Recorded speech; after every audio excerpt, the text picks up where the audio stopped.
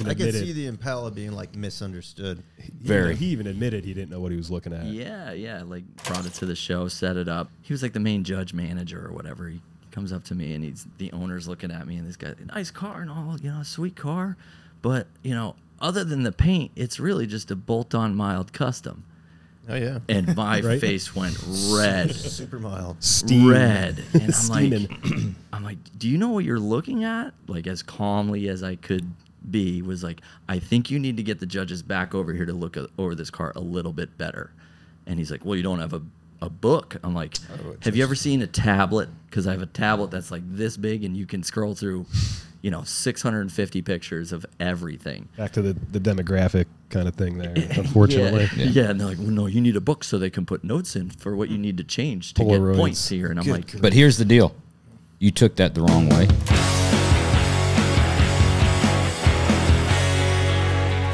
Welcome, everybody, back to another episode of Oil and Whiskey. This week, we have none other than the guys from Blue Sky Performance, Jeff and Jesse. You guys burst onto the scene, literally burst onto the scene about 5-6 years ago, 7 years ago, something like that. And the shit, well, not only do you do oddball a little different, right? But the quality is getting crazy. I think every one of them you do just like tops the next one. Dude, they're good. They're really good. They're really good. it means a lot coming from you guys. And you're just good guys. So thank you. We've been looking forward to You doing this. mentioned one too many times that were really nice. So Well, that's it comes up a lot. it's on time the for us to podcast, prove that wrong. This is it. So I want to see you come across this table and slap the shit out of you. I was worried about that. I started getting nervous earlier today because, one, I know you guys at least have listened to a few of them because I get texts from you, and stuff like that. So now I'm like, oh, shit, they know kind of what to expect. They're, like, prepared, right? And I like it when people come in with extremely high expectations of, like, this is going to be something, right? Because then they get a little nervous.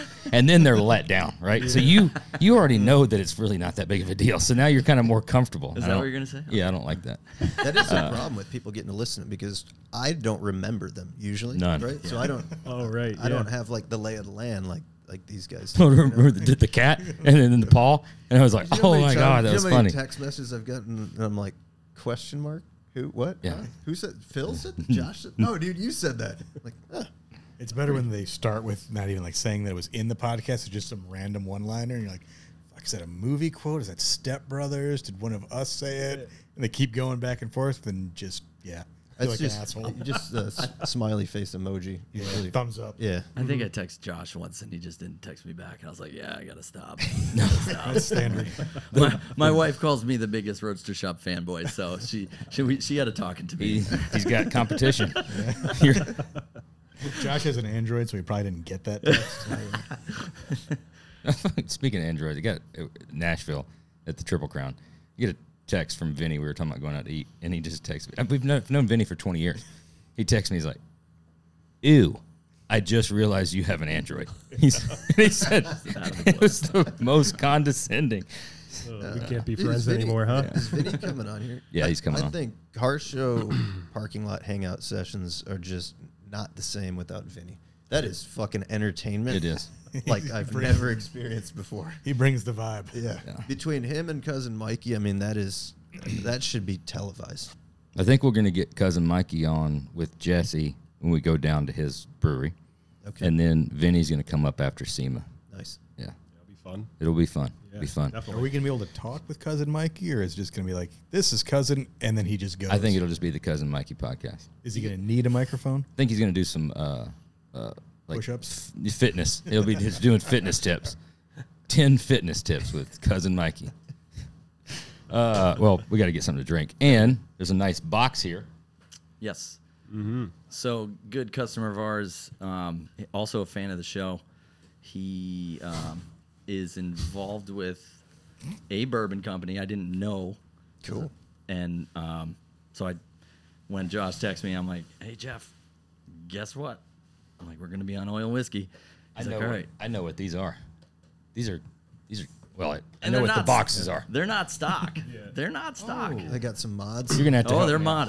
modded. But Jeff, he great customer. He's like, look, I'll hook you up because, admittedly, we don't know a lot about bourbon. So he sent us up a bottle, and he also sent a little. You're fixing to find out about bourbon tonight. That's what, Yeah, that's what I'm afraid of, huh? and he and the master distiller went on a 24-hour road trip to pick up a little 63 Nova as a lemon scar. And they listened to every episode of Oil and Whiskey on this road trip. So Shit. the master distiller is a big fan of you guys, I a don't big have fan my of the knife on podcast me. and everything. Do that. Either that or you filled this with arsenic because he's tired of listening to the shit. One or the other. I don't think so.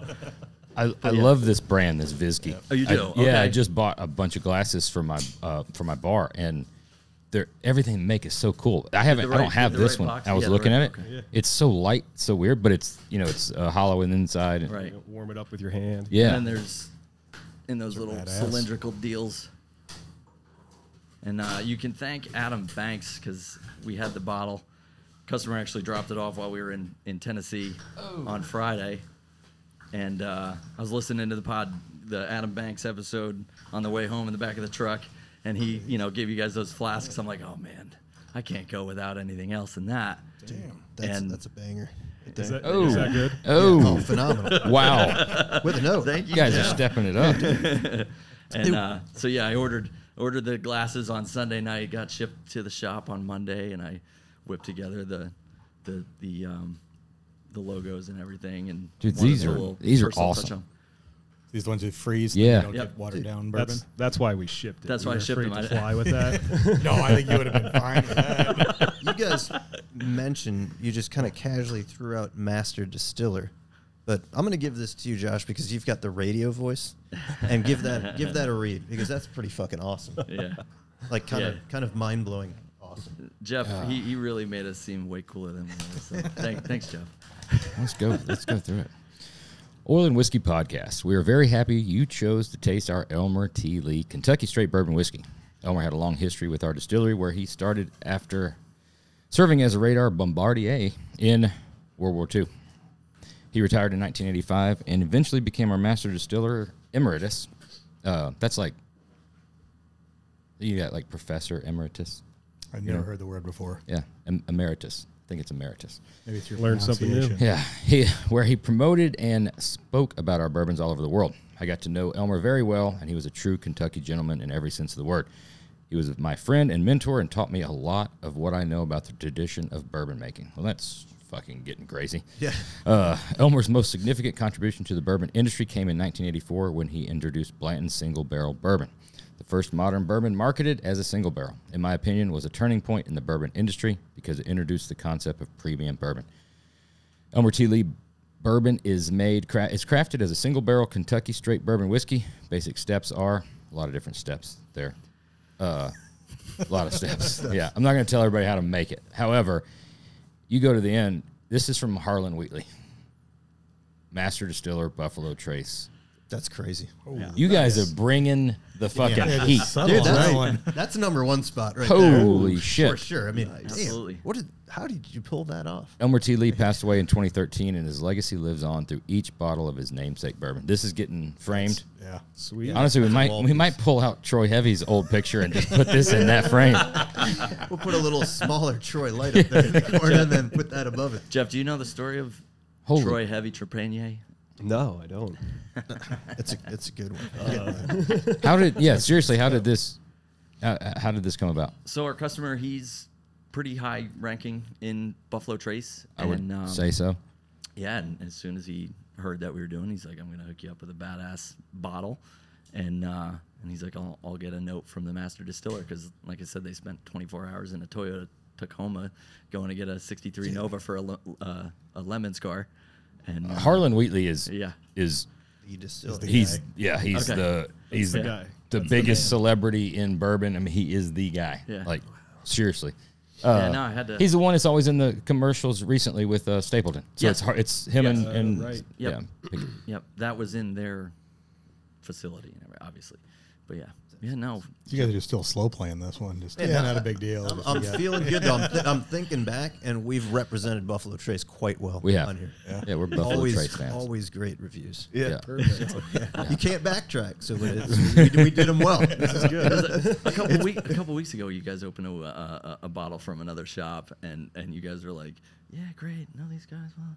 Yeah, this shit kind of sucks." Yeah. You know, you got to be honest, right? We talked to the guys from North Speed, and he comes up. He's like, "Hey, I just want to let you know, I bought a bottle for myself. I hadn't drank it. I listened to the episode. I was like, I got to try this out." He said, "I tried it," and he's like, "Yeah, you're right. It's not that good." I put it back, and then a couple days later, I tried again. Still sucks. And I text Jeff. I was like, "Hey, by the way, they will tell you if it sucks." That's your, He's like, "If they're bourbon drinkers, Sure. they won't think it sucks." No, that Elmer T. Lee is like one of RS the extremely stainless sought after. You freeze them. I took a look. I'm like, I don't know if I've ever heard that before, so I took a look at the shelf. Yeah, we I've got a coveted bottle at home. That's like a one sip a year out of. Okay. Well, It's that's pour it up, baby.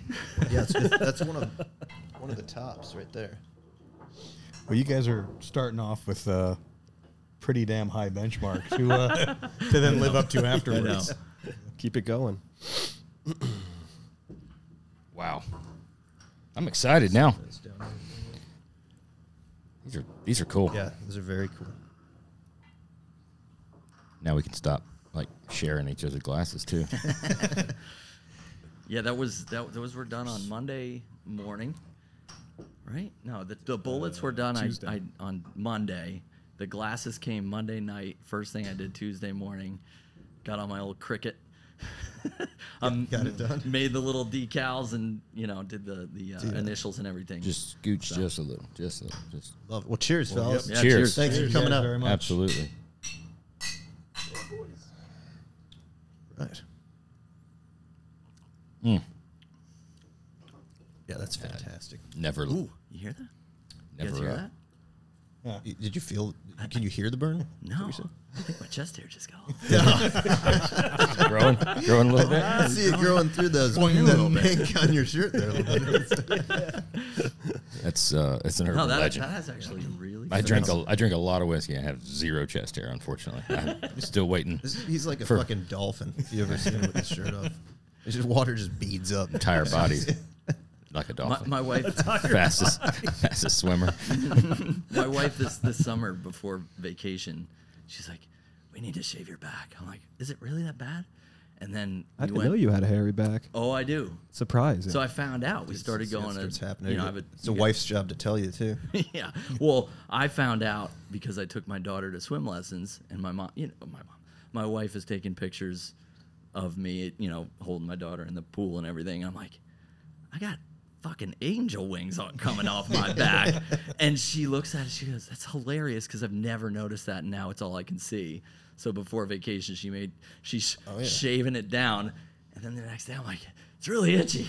It's really, really itchy." Oh, you got to moisturize after the shave. You definitely. Dude, that happens. It comes for everybody. When you're looking around, you always see dudes with like super hairy backs, like a fucking sweater, and you're like, "Oh, dude, that sucks." And then it comes for you. Really? And it gets you. Mm-hmm. Yeah. And then it comes back because once it grows in, it's Usually thicker. yeah. What about wax? Now it's real Yeah, that's a waxing or a was gonna say, laser. what about I think that would be a waxing it? laser thing You want to wax it? for sure. Sure. We can, Yeah. I think we got some wax. There's something that's Clear the table. We're gonna need more wax. We did smelling salts. but We did we've smelling never- salts. Oh, yeah, yeah. Jesus. But no wax. Right here, baby. Come on. we got it. We even got an overhead camera. We can get it. 40-year-old virgin over here. So, guys, tell us about what's been going on. We just saw you at. We're going to start this one backwards. We're going to go from where last weekend all the way back to the beginning. Yeah. Jeez. So we were just at Triple Crown. You brought out some old bangers, right? You brought out the new. Golly, what's the thing called? MG. MG. I want to say Yeah. MG, but I couldn't remember. Yeah. Because we're talking about the next thing that's not an Yeah, MG. Brought the MG. Y'all debuted at it Columbus. Fucking Yep. kick ass fucking car. Thank you. A lot of motor for a little car like that. Dude, that motor made 100 horsepower more than we thought it would. Yeah. Like, it was a 331 stroker. We built a 408 in that red Fox body that we did for Columbus last year. That car made like 385. So About we were there, like, yeah. 331 stroker would probably make like 330 wheel, 350 wheel. fucker bangs out 435 to the tires. We're like, Jeez. what? We called our engine builder. We're like, Larry, what'd you do? He's like, them heads are hogged out. And so it makes a ton more power. Then we decided, well, it should probably have traction control. So Yeah, I dynoed it, tuned it, and then didn't even take it off the dyno and threw a front wheel speed sensor on it to get some traction control on the car because I've driven those factory 5 kit cars. Yep. At 400 wheel, they come right around on you. they're not fun. It's They're like- scary. Because it's fucking dangerous. It's yeah. Short it's wheelbase. not Yeah. fun. Can't get it up on Dude, the it's what's thing. crazy. Josh loves that car. He truly does because even when you guys aren't around, he compliments it and talks about it a lot. But in the same breath, he also busts my balls that like, oh, you're probably an MG guy. Like, You look like prior a- to that car coming out, you were always like throwing shots at me. Yeah, not a custom MG guy. MG Like a purist. I want Phil to take it for a spin because I heard he's quite the wheelman. I want to know how big the guy is that has that.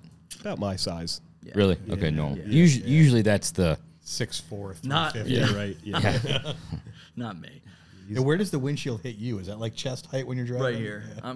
I look like the the go-kart guys with the hats. Shriners. The Shriners. That's me, big time. Well, that was debuted at Columbus. Super fucking cool. You also brought the Impala back out, and you brought the Le Mans, which Yep. the Le Mans is the first thing. That's how I met you guys. That's how I Yeah. saw you guys. That's Yep. Syracuse. That Yeah. was the big one. Well, I had saw it on Instagram Right. prior to, right, and knew that it was running a chassis. And I saw stuff and see the pictures. I'm like, I don't know who these guys are, and Yeah. start following.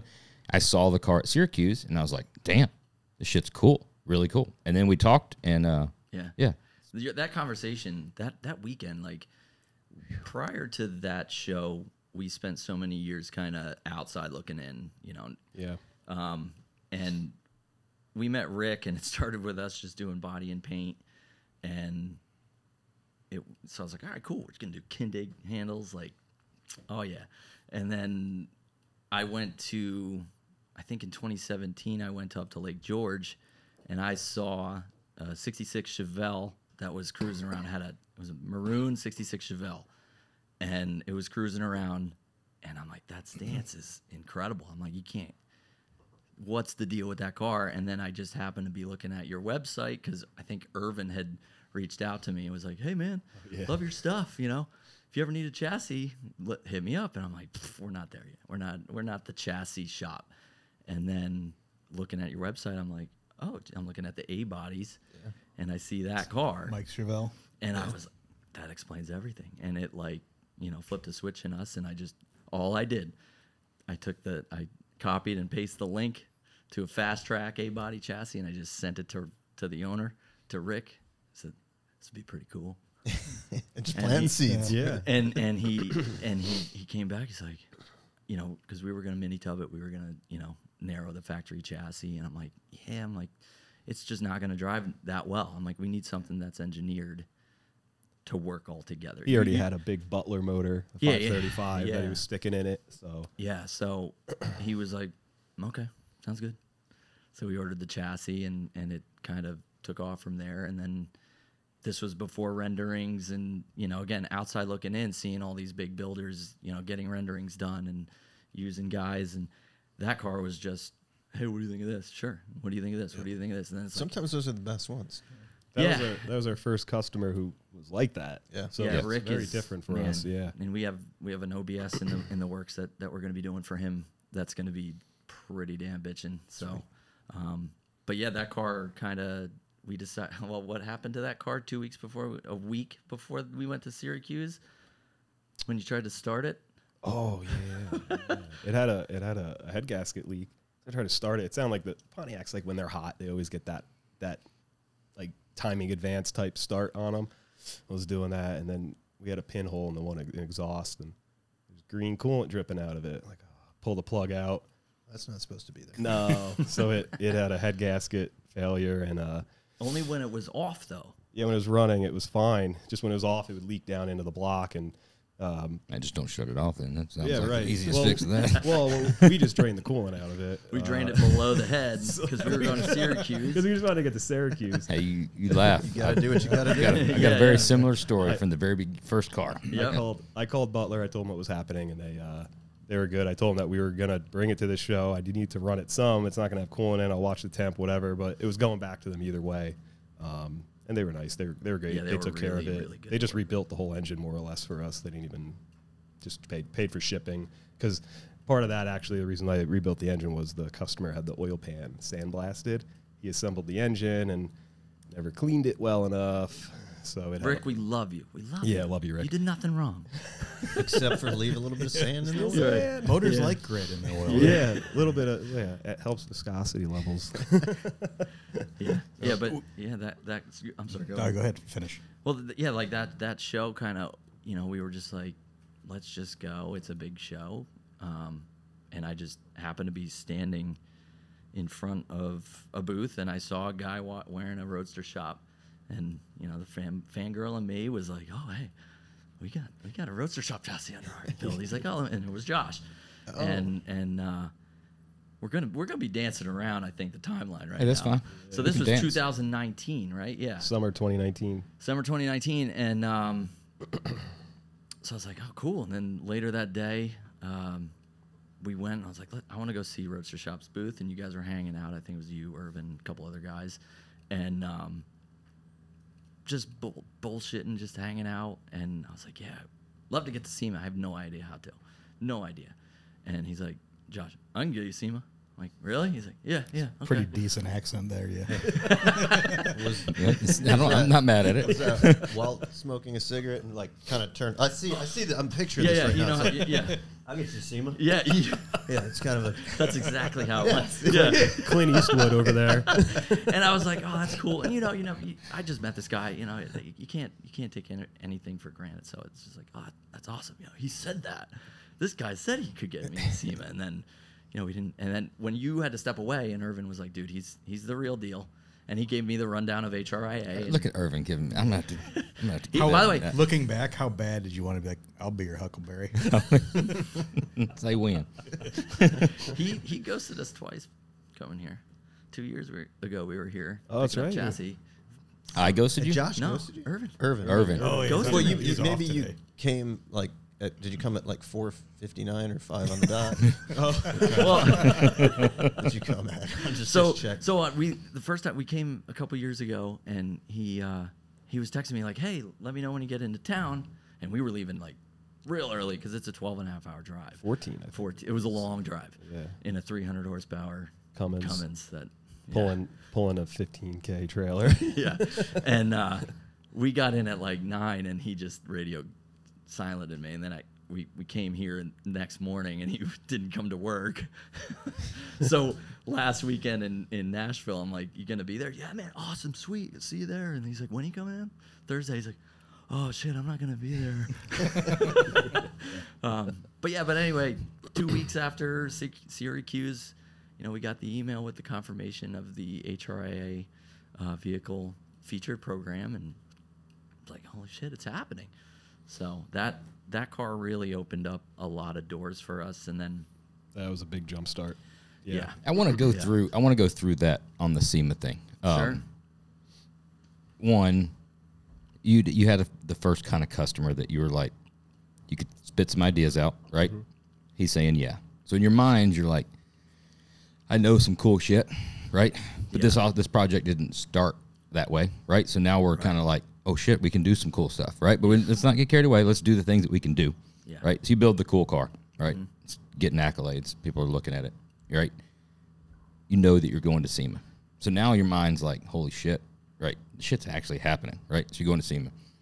Now, behind the scenes, right, had all that worked out, I get a call from SEMA. Mm-hmm. And they're like, hey, we're doing this. Just like, SEMA. Mr. SEMA. Mr. SEMA. SEMA. Mike SEMA called you? well, it was a different guy CEO at that point. The guy right? that gives out the SEMA awards, like Yes. the first place SEMA. You award. won Yeah. SEMA. Yeah, you won. I've had a customer say that to We me. have. If you listen to me, you'd win SEMA. And I'm like, okay. It's winnable, apparently. Yeah. They so Gerald SEMA calls me, and Mike's he's grandpa.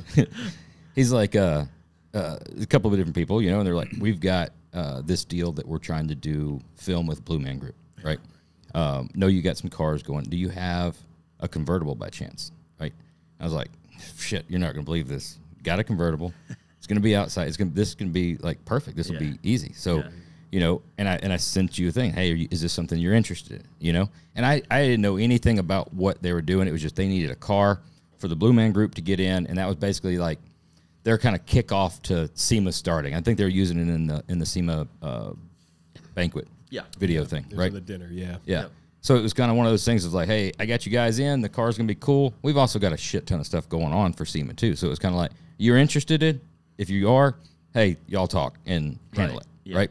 Yep. So that's another thing that's added on to SEMA. So what's going through your mind prior to?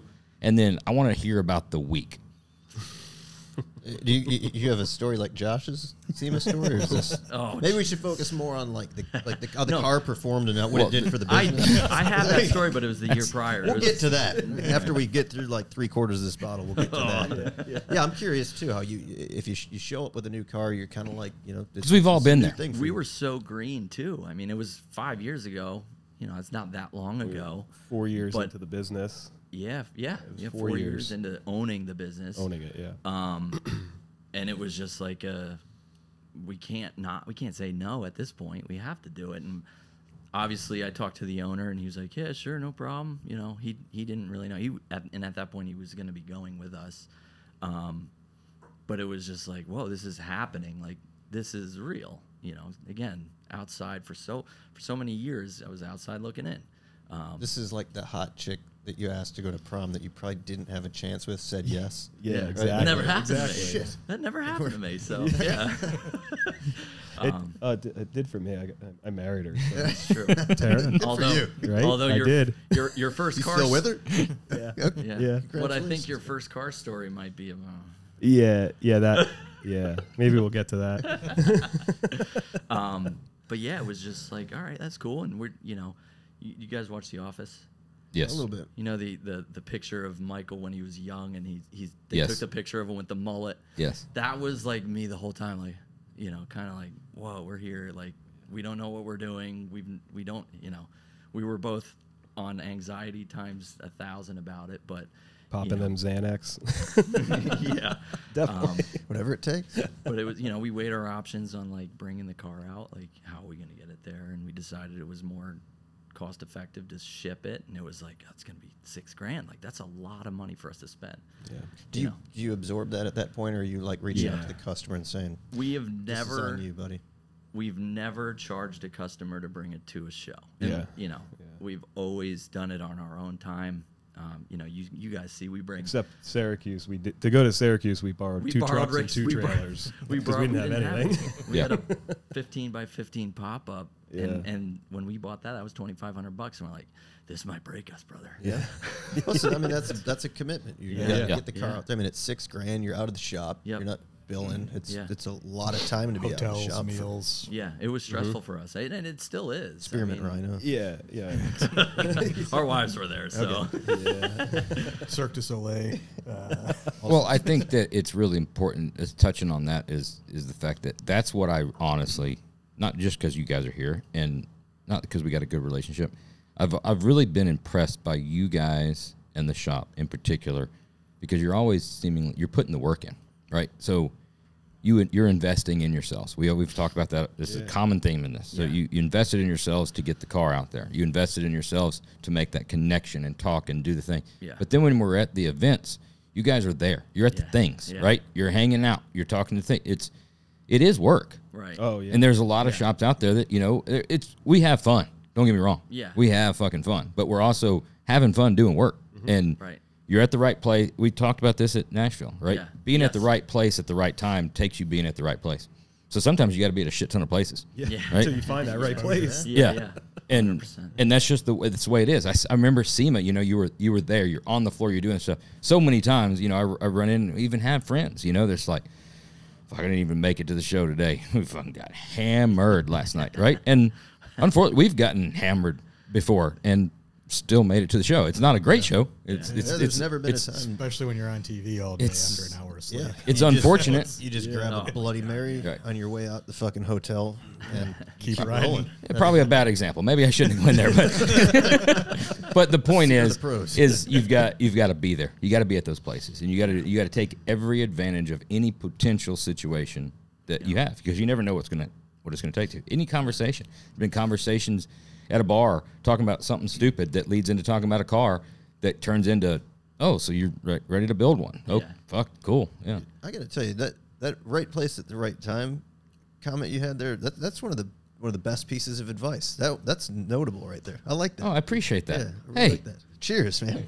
Hey, mark that one down. That's we're almost getting into. Can we double wrap digits this up? on Because the nice things I've said to you. Let's end on a high note for really Josh. bad. with every action, there's an opposite and equal reaction. So I'm waiting for later on in the podcast. I'm getting fucking shredded.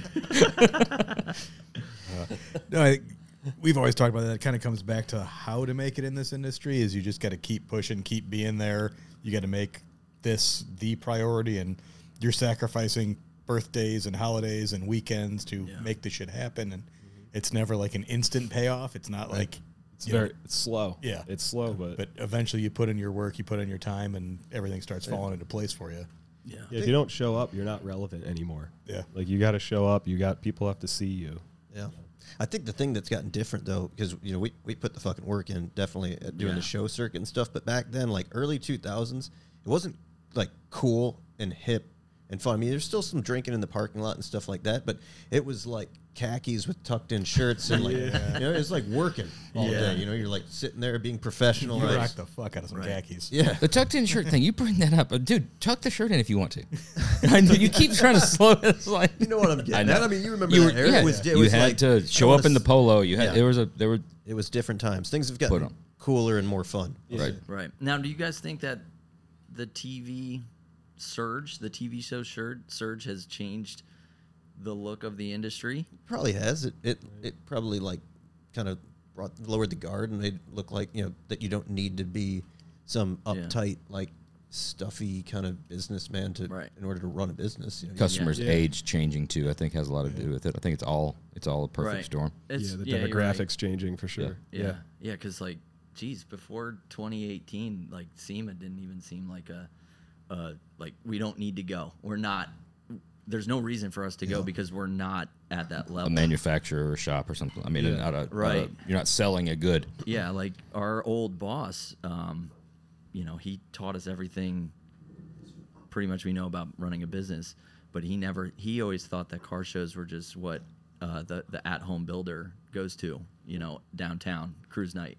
So he didn't really, and there's no fault to him because he didn't get into the business because he knew cars. So big good guys shows were always for so long just not on our radar because we didn't think we should be there. And then in like 2017 we started seeing, we started building Rick's car, and then 2018 we're like, all right, let's go to SEMA. And then Jeff had a selfish blood clot and couldn't go. Was that the blood clot or when I chopped my fingers off? It was the blood clot because he was Multiple fingers? Well, they're here still, but we did a D glove on these two. Here, so that's about it. Yeah, they look a little fucked up. Yeah. What'd you do? What'd you do to those things? Just making sure that the cooling fan was spinning, more or less. I just wanted to make sure A it mechanical was, fan? Checked it out was okay. electric, It which was is more- spinning. It was yeah. I would have rathered mechanical, well, a clutch mechanical, because you could stop that with your hand. Yeah. The electric tried fans, that too. yeah, they're Yeah, one of those Flexolite ones, those like razor blade ones. That take- that would have been the ones that puncture hoods when they fly hard. oh, that's bad, dude. And then it was probably still working, so there's probably blood just. Yeah, spraying what everywhere. was It was crazy? bad. Like the worst of the trauma, it seems like it doesn't bleed as bad in the beginning. But it was like one of those things. Oh, those are my bones. That's cool. That's just the wrap it up real tight and like squeeze it. What does Ricky Bobby say? Yeah, exactly. The Squeeze leg, it. It's coming out of my leg. Take a peek. I took a peek and I was like, yeah, that's past duct tape. We're going to the ER. Yeah, it was a weekend too, right? Wasn't it a Weekend. Yeah, I was suited up. I was at a serious family get together, and I'm in a full suit, and I get like 4 or 5 missed calls from an employee of ours. He's like, I'm taking Jeff to the ER. It's like, he just hit his hand into my cooling fan on the Mustang. I'm like, uh-oh.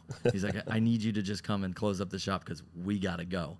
So they just left the shop open, and we're on a main highway and everything, so I had to leave. And yeah, it was pretty rough. He can't wear his ring. Yeah, my wedding band doesn't fit on there anymore. The knuckles too big. Well, Yeah, we're doing the work, man. We're putting the Yeah, work. you're putting the work Yeah, in. we do. We take Fucking Leave battle, it take all it on the serious. line. battle scars. You know? Well, and to piggyback off of that, putting in the work. Where I was also going to go is what I really enjoy about you guys, and not to go down the nice guy thing again, because I know you've probably got everybody's got their secrets, right? And I saw him kick a puppy. he's known. did it. He does it for fun too. I've heard he just kicks the shit out of puppies. We have Just- like 4 or 5 dogs at the shop every day, so don't be starting that rumor. But you've been doing this for a little while, right? You're new, but you've been doing it for a while, and the shit is good, right? The cars are good. Thank you. But every time you're having so much fun, and you're appreciative of the moment, and whatever award does come or doesn't come, it's still good. Yeah. It's a good thing. Oh, Yeah. And that's what I think for guys your age in a shop that is as new as yours, it's refreshing to see, because we see the opposite so often. And I'm not saying these guys are wrong. Sometimes the car is super deserving and it should have fucking won, right? Yeah. And it didn't. But there's a way you handle that, right? And there's a way you don't handle it. Yeah. Then there's other guys that have been in it and the car shouldn't have won, but they think that it's the best one that they've ever done.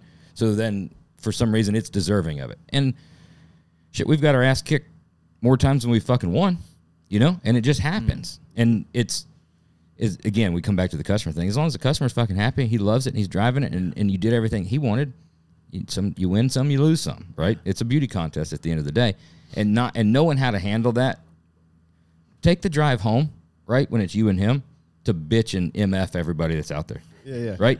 Yeah, just behind their backs, right? Just behind their backs and do a thing and get it out of your system and hit the ground running. Yeah, get right? back to the shop Monday morning. But and just do the best you can. seeing the stuff on social media and you know walking around at the next day at the show, it just hitting every single booth, telling everybody how pissed off you are and doing stuff like that. Yeah. That just it's not a good look. We did. I pretty much did that when we unveiled the Impala at the first Yeah, show. but that was I was pissed. that guy didn't know what he was looking at. Guys, I could he even see admitted. the Impala being like misunderstood. He even admitted he didn't know what he was looking at. yeah. Like we brought it. So we were gonna do that. There was an Atlantic City show that Eddie Dankenberger was putting it together, and it got canceled during COVID, and then rescheduled for the next year. And then the show promoter was like, "We're out of business," and just took everybody's deposits. Eddie was pissed, and we were like finishing the car for this show, so we found another show, indoor show. We'd never done an indoor show. We've never put the car up on blocks, with mirrors and stuff, because that's not really what we're into. But for Brad, for that car, we were like, all right, that's going to be cool. So we brought it to the show, set it up, and he was like the main judge manager or whatever. He comes up to me and it's me, the owner, Jeff, and this guy in a foreign, and the owner's looking at me, and this guy, nice car and all, sweet car. But, other than the paint, it's really just a bolt-on mild custom. Oh yeah, And my Right? face went red. super mild. Steam. Red. And Steaming. I'm like, do you know what you're looking at? Like, there's a 62 Biscayne, or Bel Air right over there. Just go look at that car. Just look at the deck lid. Just don't look at anything else. Just look at the deck lid. Look at the back of it. Right. And he's like, oh, I'm like, and as calmly as I could be, was like, I think you need to get the judges back over here to look over this car a little bit better. And he's like, well, you don't have a book. I'm like, have you ever seen a tablet? Because I have a tablet that's like this big, and you can scroll through 650 pictures of everything. Back to the demographic kind of thing there, unfortunately. Yeah. And they're like, well, no, you need a book so they can put notes in for what you need to change to Polaroids. get points here. And I'm like, But here's the deal. You took that the wrong way. That was the best compliment that anybody could give you Right. about that car. after the fact, Yeah. Because hindsight, he yeah. couldn't see all the things. Yeah. And you don't want them to be able to pick out, be like, oh. You chopped the So, top 6 inches on a 62 Impala. Exactly. Looks awesome. Right, so you're at 30. You're at 32 mods. Okay, so what is there a 33? Oh, there's a 33rd mod. Okay, you Frenched the antenna. Okay, great. I've noticed that. That's not. Gonna chrome the fan, but Yeah, Yeah. like matte paint under the hood. was- You could recess your foot up his ass. It's just like a final They mod, Frenched you know? that in. Put in there. yeah, like we lost points because the engine bay and the underside's matte clear, and they're like that lowers the level of difficulty. I'm like, That's Yeah, it. but that's a but it different. doesn't look Clear? good. It's a different world, man. It really is. I understand it for people who are into that. Like if you're pursuing that, and The that's your indoor thing, car show world is yeah, different. okay, it's not for me. It was at a all. big. That's eye-opener. like Conor McGregor at his height Yeah. going to WWE and losing a match. I'd be like, this is fucking bullshit. Yeah. Yeah. That's an indoor car show thing. Love them or hate them. That's a different thing. Yeah. It's a completely different thing. If you want to be an indoor car show guy, you can build a car for indoor car shows. Yep. But it's a completely different thing. Again, it's WWE and real UFC. Yeah. Completely two different. We brought the C1 RS Corvette that we built, which is still probably the most badass thing I think we've ever It's done bonkers. to an indoor car show. And we lost to like a 63 Nova with a bolt-on front clip because they had chromed That's what we got. everything Yeah, and That was War of the crazy Wheels, paint wasn't job. it? Yeah. Yeah. Yeah, that's and what we're like, we got. This beat is by something just like that. 100% hand built before anybody was using carbon fiber everywhere. Yep. Just That was before the ISCA. Ring brothers used it all up. It was still available. that car had the saw blade brake rotors. Is that the car? Did it have like the Nova or the one? no that we the built? the Corvette? It had big ass Brembos on it. I thought all right. But we also had driven the car pretty hard, so there was some Yeah, we autocrossed yeah, it. there was like some road You guys rash on used the it. yeah, Like, like the wheels were pitted a little bit from Sure. brake There's some dust rock and chips sparks up and- underneath and got called out for that. Sorry, we drove the Right. car. No, that should be extra points. This is a insanely high. This car, that's been this car drifted. works. Yeah. You know. Yeah, 100%. I'm glad we got to the Impala because I wanted to talk about that one. We talk about it every time we see it, and it's always one in the same. you. It's the same thing as, damn, that thing's cool. I want to know how you explain it because trying to tell somebody what you're gonna do, it could have gone wrong 50 different ways, right? And it's also because we've joked for years about doing a training day car and doing something like that, but doing big horsepower, but trying to blend that. Yeah. And I don't know how you do it better than what you guys selling it did. unless your Thank you. customer is like Danny Trejo. I think it's a hard sell, right? Like It is. What's the customer's story on that? Well, I mean, he likes difference because he owns the MG. Okay. And then That he's- Fiat and is that- his. That Okay. Fiat's gonna. So he likes obviously he likes different stuff. Yeah. for sure. Perfect. He learned to drive on a 62 Impala. His grandfather had a 62 Impala. So from the very beginning, what happens? Where's that Impala? Does he come to you and say, "Hey, I want to build an Impala," and then you're like, what would be cool? He came to us. Honestly, probably a lot of it is because we went to SEMA. He's local. He was in the town that our shop originally was in. He came to us just to congratulate us. He stopped by. Hey, I want to shake your hands. So prior to that, he came in. We had like Do a consultation with him, kind of. yeah, we did a consultation. He came to us. I was sitting. You were working on something in the shop, and I was just kind of leaning up against the doorway, taking a break. And guy walks in. He's like, "I want to talk about a build. I want a chassis. I want power, modern transmission. Yada yada yada." Okay, what's your budget? And he's like, $60,000. I'm like, all right, I'll see you later. Basically told him that you're off. Just was blunt, and some people, which we can tell a story about us being blunt about a Chevy Beretta later on if you want to hear it. You had the know. opportunity to build a Beretta. You may have Well, not anymore. So you may have missed one on that. You might be eating your words. right.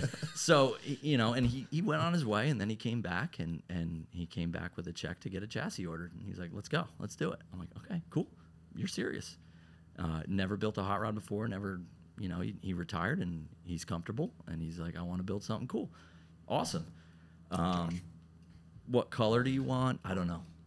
What kind of motor do you want? I don't know. Nothing. He knew not. He didn't. He kind of saw us as artists and was like, "I like what you do. Let's come up with something." So then, sure, I can put together a car. The Le Monster is something that came from my head, but I'm like, I want some outside. We kind of talked and like, let's get some outside help. And Problem Child Customs, Brian Stupsky. I liked his stuff and kind of hard to get in touch with him at first, and then we had a conversation, and we really vibed on it. What direction are you giving him at that point? We love pro touring stuff. Yeah. But I also love all the genres, and what is more lowrider than a 62 Impala or that big A 64 is more lowrider, but Sure. I get you. Yeah, but a 62 is way better looking. Yeah. And yeah, so I was like, hey, Brad, what do you think about hiring a designer? He's like, sure. Yeah, cool. Let's do it. And then talked to Brian again. Don't know what color we want to do. And then I happened to pass a Jeep Wrangler. Let me just put a shit ton of them on there, and then you'll like one of them.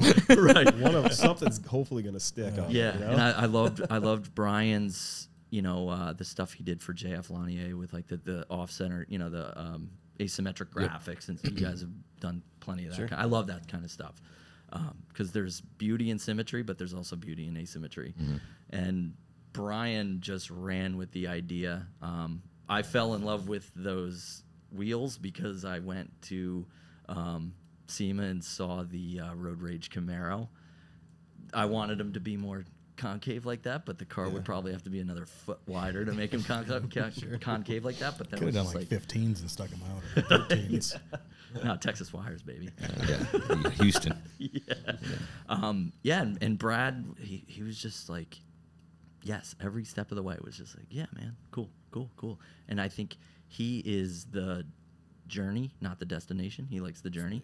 Yeah, a lot of guys are that way. You know, he loves coming in, shooting the shit in the shop, talking to us. When Brad comes in, I'm like, there goes an hour and a half, and he'll laugh. He'll listen to this and laugh. Yeah. Even Chris at Bucks Customs, who does our interiors, he's like, yep, just had an hour and a half conversation with Brad. But it went great. It was awesome. Love talking to him. So That's what he's paying for.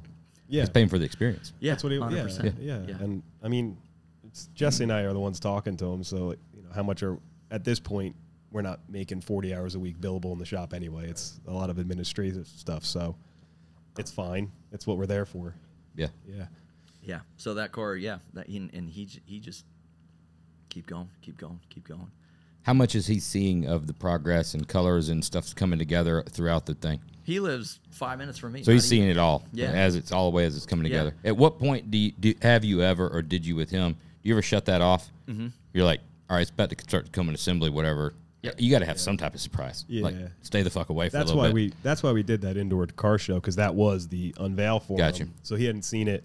I can't remember. He didn't see the interior probably on it. He or stopped nothing. seeing the car when the car went for interior. Yeah. And that was fun because Yes. we had never done that. There's got to be some element of surprise. It's got to be that way. It's great. I love guys coming in and seeing the progress, but there has to be, you got to give them a break because there has to be that final element of surprise. That was a lot of fun because that show we were originally going to unveil it in was in February or something like that. And then it got pushed back to late March. So I was like, hey, Brad, bad news. You're not going to see your car for another 2 months because of this show. Good news, we have a lot more time to finish it. That helped. They should do that with all shows. We're right on the side of the main highway. Yeah. He could have drove by at 30 miles an hour and just, been looking through the glass and seen the car in there. But so he was really good. And Yeah. it was a lot of fun. And then when we unveiled it, he had 20 members of his family there. That's cool. My wife showed up with my 3-month-old, and that was during COVID. So we were very on the fence, should our 12-week-old even be going out? And my wife surprised me there with my daughter there. So that was a big. It changed us because we realized indoor car shows aren't for us. Yep. But that experience was something it's gonna live with me forever. Yeah. I remember seeing, teasers before it was finished, and then I saw a bunch of stuff on Instagram at that show, in pictures. And I mean, I think we were even texting stuff. Thing was awesome. And it was one of those ones that was like, damn, that thing looks so cool. And I know it's going to be nice, but I got to see it in person. Yeah. And then when you see it in person, it's just like, Yep. fuck. Thanks. It's cool. Holy shit. I love it because I love lowrider stuff. Yeah. And I've always Metal Flake, man. blue metal flake. Flake That's I might paint myself in blue metal flake. If I ever get, I have no tattoos. If I did, it would probably just be blue metal flake like panel. They make blue metal fake like latex suits. Do they? Yeah. There Just is. with a Like zipper. full body. Yeah, full body. That'd be cool. I'll look into it. Yeah. Yeah, that thing's cool. That car is, such a good example of when a builder's sitting there staring at it and he's got some crazy idea, and then he's thinking to himself well, maybe it won't be accepted, or not a lot of people do this, or I don't know, it's a little edgy. Just fucking go for it. You know, if you truly think that's fucking badass, Yep. go for it. Don't fall in line. I mean, if you'd have painted that car, it's a beautiful car, but if you'd have painted that car like just a straight solid color, I mean, it'd be a nice car. Yeah. But I wouldn't have put you on the map. I think that car really put you guys on the map, in my opinion. Yeah. No, I remember when you guys did the on the gas segment and shouted us out. I was eating a Chick King sandwich in the Burger King parking lot, and I'm like, whoa, we're on a whiskey. Holy shit! Called Brad, and he's like, get out of here, and he went and listened to it. So that was way cool. I truly dig it. Cool. I mean, I really do. I grew up like, my old man was in the body shop business. We hung out back there, and all the Mexican dudes were like had bitchin' lowriders back in the day. I was a little kid, I'd bring my like little 1/24th scale cars in and like fucking custom paint them and shit. And it was like that was the cool car culture. When I was a kid, I've always wanted to mix it, blend it in. Yeah. And then Training Day, mix that in because that's and also then you're like a great bass movie. and like shiny sparkly exactly. things. Yeah, so. they make fun of me. Chris Gray primarily for like sparkly stickers, dude. Look out! Oh, he's got Alabama largemouth bass in his bloodline somewhere. Yeah. Got him. Just something about it. I don't know. But it's coming eventually. I wish we get somebody that would want to explore something like that. But Yeah. Yeah, on paper, like Josh was trying to explain it to us before we saw the car. Like, dude, it's like a pro touring, like lowrider, like badass custom. Like that's like 3, 4, 5 styles that don't go together. Yeah, I think you said it sucks. Like in theory, it sucks. 100%. Yeah. And then you saw it, you're like, fuck, I never would have pictured like that coming together like that, and just it's killer. I hate seeing the car at ride height though. Yeah. Because when it's dumped, like it just takes on a completely different. That's the problem with air. Yes. Like It ruins it. Yeah. It's a drug. Right. You get addicted to what it looks like there, and you're just like, I just only want to see it like that. Right. It's like Viagra. Yeah. That fucker looks good. Damn. Then after a little while, you're like, it's not that impressive. Just wait. Oh, Wait. it's Let me hit the button. Let me hit the button. Sorry, I Mom. do Sorry, like Mom. that. My I mom's do gonna like be that. listening to this for sure. I was going a drastically different route, but I appreciate it. Yeah, it's just kind of veered off track there a little bit. Yeah. I was gonna say it's like my square body that anytime anybody moves it, it has to be laid out now so it looks cool. And Yeah. But that's got a bitch and ride height too. yeah. But yeah, there is that fucking truck. Anybody that moves it in the shop, you can't move it 2 fucking inches without laying it out. Yeah. Why not? Yeah. It just sucks when the chassis isn't set up right, and when at ride height, it's got the good camber, and then it goes. Oh, on like at it some from sport the- trucks and stuff like that. Yeah. That kills me. That kills me. Yeah, you gotta have. But I mean, you can't. there's- Sometimes you just. Yeah, you gotta have a little camber gain in it to make it like drivable, drive good. Yeah, right. Some performance aspect to it without the mini truck guys where they're touching the shock towers as they dump them. Yeah. Yeah. So back to the beginning. I want to know how you even both got into what you're doing now. How old are you guys? 38. 38. That means I'm 37. Yeah, those mid 30s, it's just after 35 and before. What 40. happens? Oh, No idea where you're at in that. Yeah. Actually, most of this year I was telling people I was 38. I forgot. I was doing the same thing. I was been telling everybody I was 46 like most of this year, and I realized I'm like, no, I'm not yet. I Yeah, feel my like wife will hit me. She's like, "You're 37." at that age, I feel like you're pretty like conscious of it because you're approaching 40. So you're like counting those last years. Oh yeah, I think After 40. it's like fuck. I remembered 41 because it was one more year past it, but after 41, it was fuck it. I'm in my 40s. I had a year where I convinced him he was like a year and a half, 2 years older than he actually was. Yeah, he and he did. started to believe it. Josh. Yeah, before I was 45, I thought I was 45. I think for a year and a half. I love it. I mean, I guess we grew up down the street from each other. I moved from Maine when I was 7, and then I think you're the first person I've ever met that has lived in Maine. it's beautiful. Nobody lives in Maine. It's nice up It's there, beautiful though. up there. I love it. I mean, when I hear the Chris Sears Yeah. episode was like bringing me back to my family because I have family in New Hampshire and everything, and that accent just like Yeah, so you don't have the lobster. wicked It's a- bad. Oh, That's Wicked! a good accent. I moved. I was in 2nd grade, and everybody said Wicked in Maine, and I come here and I'm Wicked like, awesome. oh, that's Wicked, and all the kids were like, why do you say Wicked? What's wrong with it's you? cool. And I'm like, no, it's not. Yeah, first time talking to Chris, it was something. He's like, "Oh yeah, I'm gonna do this thing's fucking wicked awesome." I'm like, oh, they actually say it. They actually say it. But yeah, we grew up down the street from each other, and we didn't really start like hanging. He was on the one side of the neighborhood, I was on the other side of the neighborhood, and there was like that Mason-Dixon line. Yeah. And yeah, we started riding bikes together. You know, building sweet jumps in our backyard. Doing some fucking skids. Which I'm You guys still trying to guys do. doing any sweet skids? You know any tricks? Yeah. Oh, he did Oh, I don't know how to make he did tricks a into it. sweet trick down in Tennessee. Oh, we're gonna get to that. You're gonna have to email me the video too, because this is in a little bit's when man. it plays. Oh boy. Oh, make fuck sure you! I've been living this scooter thing. Somebody else has got to take it. Make sure you edit that video like a boomerang, because the face when he falls is just. Oh, And all it's- Ellie is about the best ever when it comes to somebody looking stupid and capturing that moment and just repeating. And repeating. I'll explain the face when we get to the story. Right?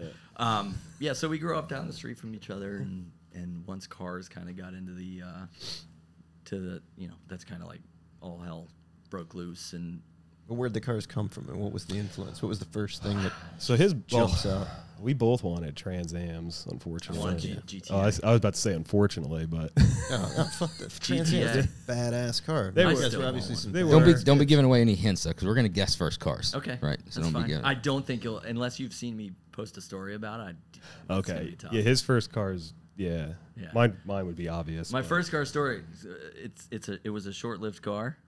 My first car that I consider my first car. I have a really good story about that one, involving the two of us. Your first car is a K car for sure. Was better. No fucking way. It's Um, not it's the far one. off. It's the one that got away. It's a lot. But yeah, I drove him late to school. Late. His whole junior year. Yeah. Because Sleepyhead. That was my nickname growing up. I'm gonna hear this, Sleepyhead, because and to this day it's so hard. I'm just not a morning person. But I always knew from when I was in second grade. I wrote in this little book, I want to be a truck driver, and I want a custom '92 Mustang. And I remember drawing that, like writing that in this book, and just cars were just always in me. Like your father, not a car guy. My dad was. He understood it. He thought it was a hobby. Yeah. Not a car guy. Never really got into it. My brother was into dirt biking. Still is. Huge avid dirt biker. We both wanted GTAs. I wanted an 88, 89 GTA so bad. And then my brother got a 5-liter 88 Mustang automatic GT. Not the one you compensate for. Yep. Yep. Yeah. If it ain't a trunk car, it's fine. It's cool. And that kind of changed for Jeff and I. Was like, oh man, these Fox bodies are cool. And all my brother's friends had them, and I knew I wanted to work on cars. I didn't know what, where, how, but I just knew I wanted to work on cars. So I started calling every shop in town, like, can I help? And I was 15 at the time, calling every shop. Hey, you need a shop help. I just want to sweep floors. I just want and Anything, general mechanic shops, anything. whatever. I just want to be shop. around Yep. cars. And I called this one body shop, collision shop down in town, Community Collision, and called him over the phone. And he goes, you know what? You're a little young. You need you need a driver's license. And in Jersey, it's 17. So I was about to get my permit. So I was like, hey, maybe they'll let me drive customers' cars on permit. He's like, no. He's like, come back when you get your license. So the next year, my buddy worked at Amco next door, and I just happened to visit him, and I'm like, oh, let me poke my head in. And mind you, I'd never met these people in person, and I walked in the office, and I said, hi, I called last year looking for a job for just summer help. Are you still hiring? And the guy who runs the shop goes, oh, are you Jesse? So I was like, yeah. So he remembered my name, and he hired me, and the first day, and Sleepyhead comes back into the conversation, because the first day I started, like you went into like this little foreman's office with like the wire glass, like 40s office, and as soon as my foot hit the shop floor, it was like, the classic rock playing in the shop, and the smell, and like guys swearing. That shop you could smoke in it. Everybody was smoking cigarettes in the shop. I hate smoking in the shop. Jeff hears it from me. I don't smoke in the shop.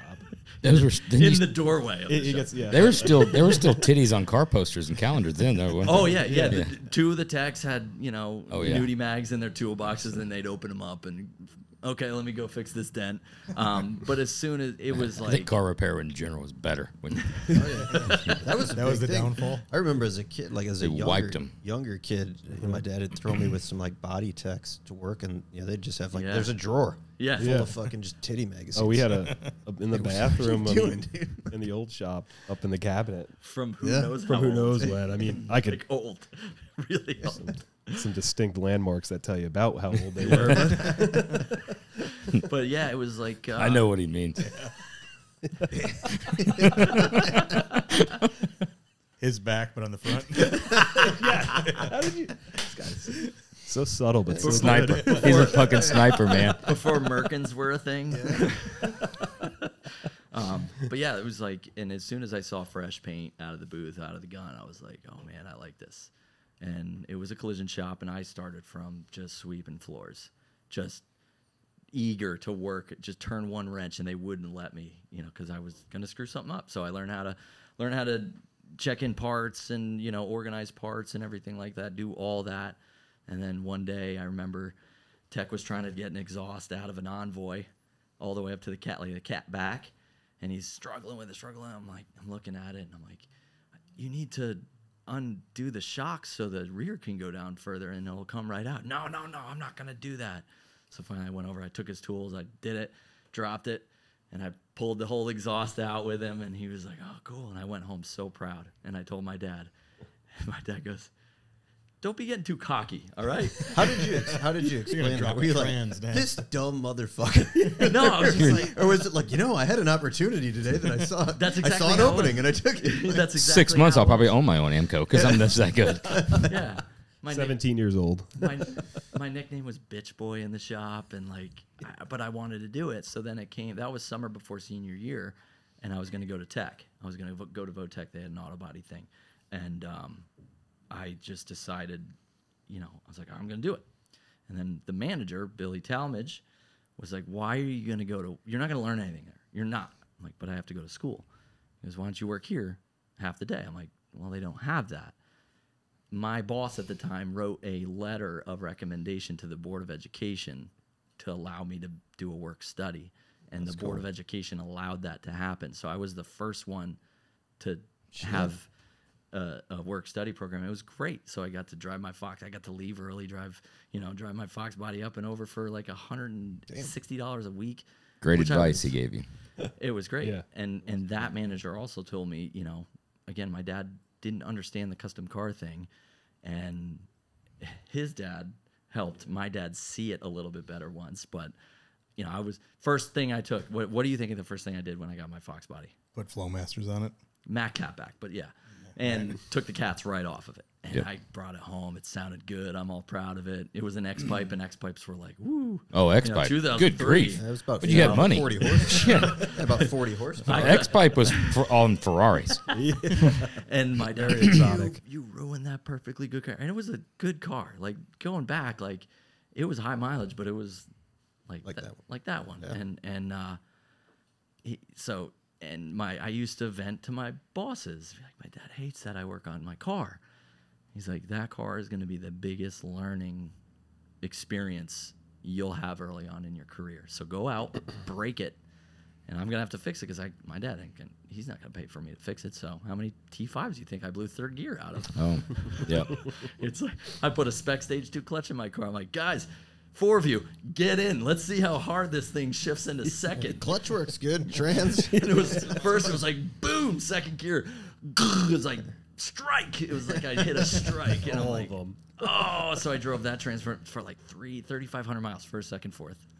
It's like a skip shift, right? In there. Yeah. It was for Fuel fuel. mileage. Yeah, it was definitely. for fuel. Yeah, They're doing it that's today. what it was. But yeah, It's an innovator. Yeah. Yep, and then we both went to Pentech, Pennsylvania College of Technology. They didn't have the restoration program at the time. I took auto body, he took tech. We were roommates in college for 3 years. Took me 3.5 to get a 2-year degree. Took me 2.5 to not get a 2-year degree. All right, you guys probably Yep. learned That's some- fun. Hey, we learned things though, And then by that time, I had worked, other small jobs. Like pool. I built pools for a couple summers, which was just I was making $12 an hour. That was like, whew, I'm making money. I'm like, I can't do the body shop thing because I'm gonna make so much money building pools for $12 an hour. And then shortly before I graduated, I started at a restoration shop. And I remember the first thing I did was pull a quarter off of a '67 Camaro, and I was like, "Yep, this is me. This is this is what I want to do."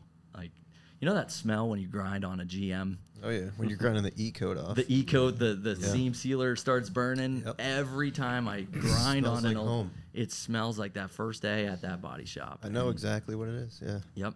And Very distinct smell. It's when it happens out in the shop, you know, it's not like you're doing a lot of like repop panels or stuff, Yeah. but there's like a certain thing, just like you said, it's the seam sealer and E-coat. Yeah. And that rare instance where somebody's fucking with that, Yeah. you'll walk out there and you'll be like, I feel yeah. 17 again. exactly. That's crazy. So I started at that shop, and I really liked what they were doing.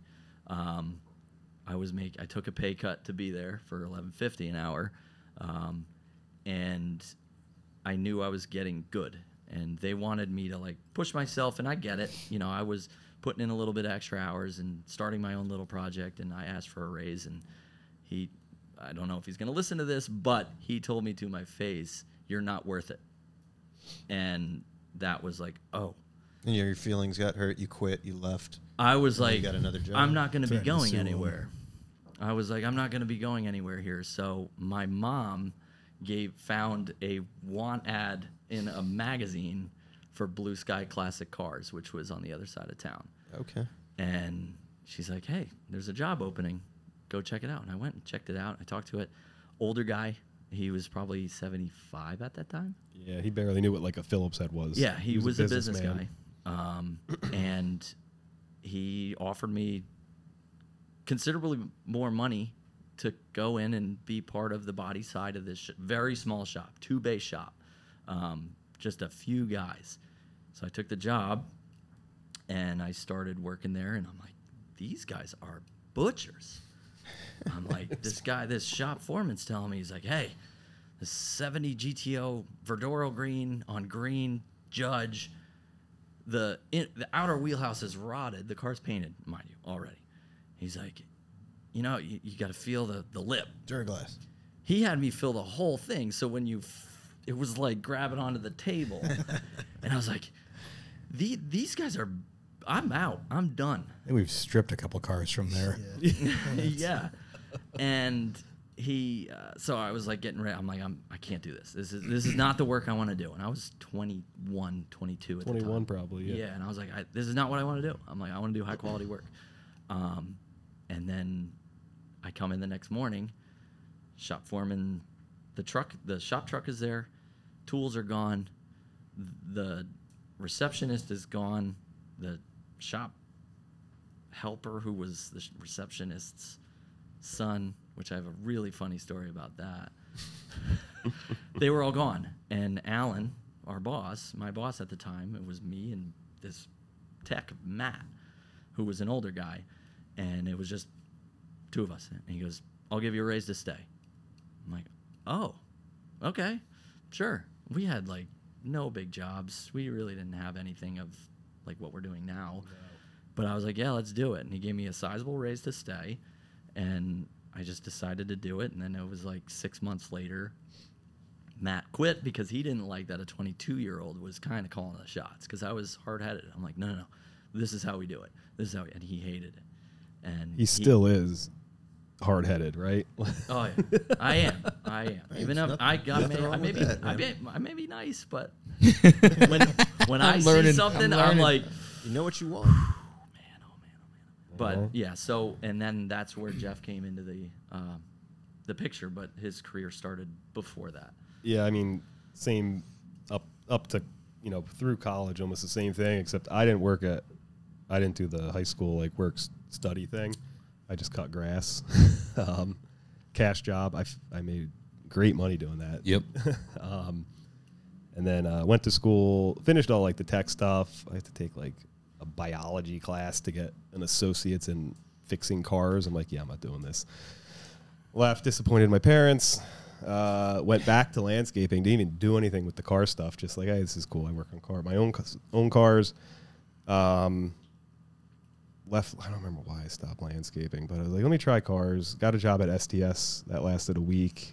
Then I got a job at a Lincoln dealership for like a year, and I hated it. Once I like was in that dealership life, I was like, I can't do this. Everything is on the cheap. They're trying to sell cars and this and that. And he had called me and told me that Matt, who was the tech there, had left, come in for a job interview, and I did, and thankfully I got hired. But man, I didn't know what I was doing with I worked on old Fox body Mustangs, nothing like we're doing. So it was different, but it was definitely a great choice. Everybody told us don't work with friends. Yeah, because we're best friends. Yeah, but there's like there's this level of trust that we have always, we lived together. He was my best man, I was his best man, and like there's just this unspoken trust between the two of us that if that ship's going down, we're going down together. Yeah. And I don't think there's anything wrong with working with friends. I think like working for friends or hiring a friend. I think that's where you run into trouble. Yeah, and that was. I think for us too, it's beneficial because I don't do paint and body. He doesn't do mechanical, so we kind of do have our separate departments. We do butt sometimes when like if something doesn't look good, I'm like. Yeah. I'm like, it's going to work. And he's like, yeah, but it doesn't look. But it looks like shit. Yeah. And I'm like, you say I look like shit? No, he's talking about the car, but you look good. That thing you did right there looks terrible. You should have heard me when Jeff was like, hey, the MG, coil on plugs. And I was like, coil. I was like, no fucking way. I want to see spark plug wires in a distributor cap. I was like, no way. Like, GM, those coils just don't look good. Like, unless it's a purpose-built race car, it has its place. But I was like, nope, not happening. And Chad's sitting there like a full-on temper tantrum. That's what I'm picturing in my head right now. Yeah, I'm like, this is like really good for the car, though. So then I went home, I sat on it, and I was like, remote mounted, we'll cover them in boxes. Yeah. And then I came in the next day, and I was like, remote mounted, cover them in boxes, gonna be badass, we're gonna chrome them. And Jeff was like, all right, sweet. I don't care what you do with them as long as they're there. Yeah. Dude, I honestly think it's beneficial, like working with friends. Like me and Chad Glasshagel worked together for years, and it got to the point where it's almost like when you see like surgeons and they've got like whoever the fuck it is helping them, it's like they just reach and it's like boom, there's a scalpel. It's like the two of them, you get you just jive. Yeah, we can do certain that. people you jive so good with that it just fucking works. You just know where you got to be. Yeah. And that's how we try to train our employees too. We're like, guys, start watching each other. Start seeing, Devin, you be ahead of him. You got to see where he's going to be, And our crew now is best we've ever had. Yeah. I mean, no knocks to anybody we had in the past. Hey, it's fun. You can knock them. But our crew now is, they all want to go to these shows. And our bank account is like, but they want to do it. But they want to be there, and that's awesome because they truly, our latest hire, Brian, he was in December. He was getting ready to quit his body shop. He's like, I'm done with cars, and we had an opening come up, and I asked our painter that we had just hired, hey, you know anybody? He's like, I know exactly the guy, and they had already worked together, and they worked really well together. So I was like, bring him down. He came in, and he is like, he touched a TIG welder once or twice before he came to us, and he just, that Camaro, we did 69 taillight openings for it, and 2 weeks before that, he just came in to mess with the TIG welder on his own time, and he took care of that 100%, and he's killing it. And he's a body guy. He's not a metal guy. Yeah, he's not metal. But he did a good job back there. I didn't realize that. It's the is back he, of is he barrel fisting that thing? You should see that on the guy. TIG, because that's like a body guy thing. Brian like can when they grab a TIG and it's like I could do this. It's just oh yeah. I do that. I mean that's positioning though. Depending. Sometimes I do barrel fist if I'm up. I also got really shaky hands. So yeah, the first time Brian picks up the thing, he's like, oh. One of the best welders we've ever had.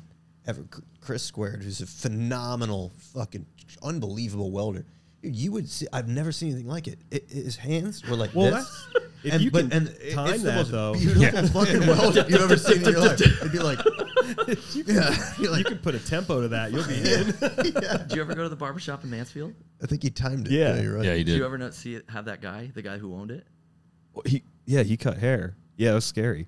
I go in, I get this haircut at this barbershop, and he's like, You're like, oh, this what? in the back of my head. Yeah. And I'm like, oh my God, came out flawless. That's the kind of shave you had in Vegas that time. Yeah, we all with, did. with a straight razor. It was a fucking bloodbath. Holy shit. He did that one more once to get on the school. Yeah, I don't want to like sidetrack this, but whatever you do not go to the barber shop in the Cosmopolitan and get. Mine was good.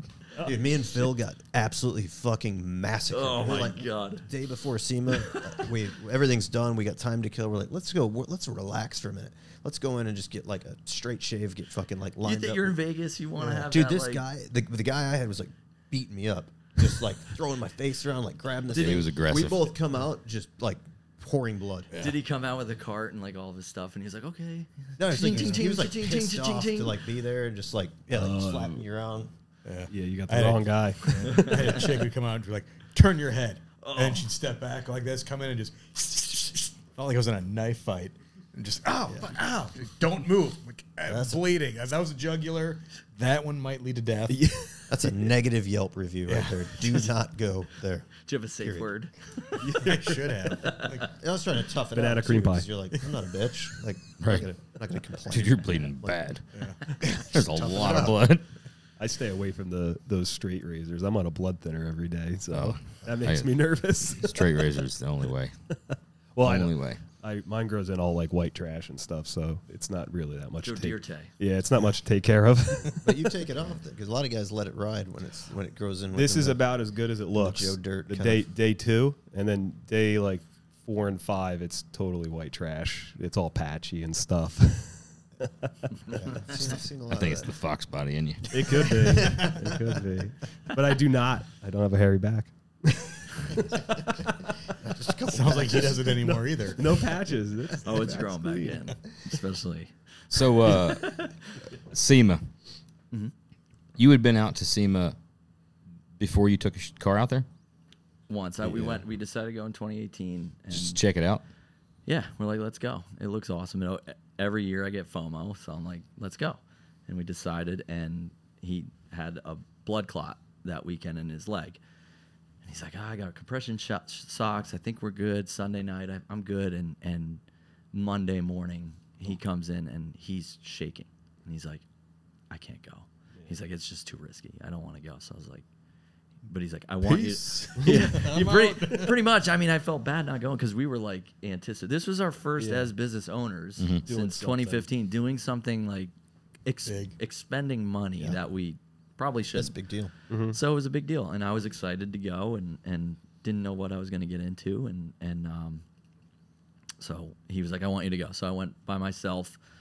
I had one buddy out there who works for Carliner, so I was like, I know somebody out there, and he took me out to Fremont Street on Halloween, introduced me to his Swedish buddies who engineer spot welders for Carliner, and proceeds to get me shit-faced on Fremont Street. Like Jack and Cokes, they're huge. It's happened before. And It's been known to happen. So that was, and one of the things I did not want to miss was the Roadster Shop after party in 2018. That was their first one, right? Yeah. Was it the Yeah. first one? Yeah, that was at I the was like- Foxtail. Yep. And I was like, I gotta go. I have to go. I'm gonna go alone because I don't know anybody. Blake didn't want to go because he's not in that industry. He didn't know. Oh, he didn't know. He didn't know what he was Especially missing. now. Now, what you guys grow on that thing too. Yeah. Son of a bitch. So I got wasted on Wednesday night, and like, we got a cab back, and I'm in the taxi, from Fremont Street. I'm like, this is too long of a car drive to be like this. One of we dropped off his buddy, two of his buddies. They sent him up in the elevator and waited till it came back down to make sure he was out of it because he was. It's good friends. Good friends. yeah. I wouldn't have done the same. Taking him to the room would have been too much. He was there the next No. day. Would you have? No. Exactly. He would have pushed all the buttons when he put you in the elevator. Figure it out. Have motherfucker. fun. Buddy the Elf. It's a Christmas tree.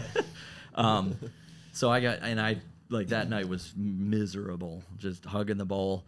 I got up at like 11 o'clock, went over to SEMA, and I was like, I got to go back to the hotel room. I can't be here right now. It's just, I felt like hell. well, but I'm not missing the roaster shop party. So I stayed in bed till like 9:30. I think it started at 10 or something like that. And I meandered my way down there. I'm still hungover, and I think my excitement, my nerves, just in awe of being at this industry event, I'm shaking uncontrollably by myself in the corner of the Foxtail. That's probably alcohol mostly the withdrawal. hangover. Yeah. And I'm like, what is going on? Bloody with me? Mary would have done you good.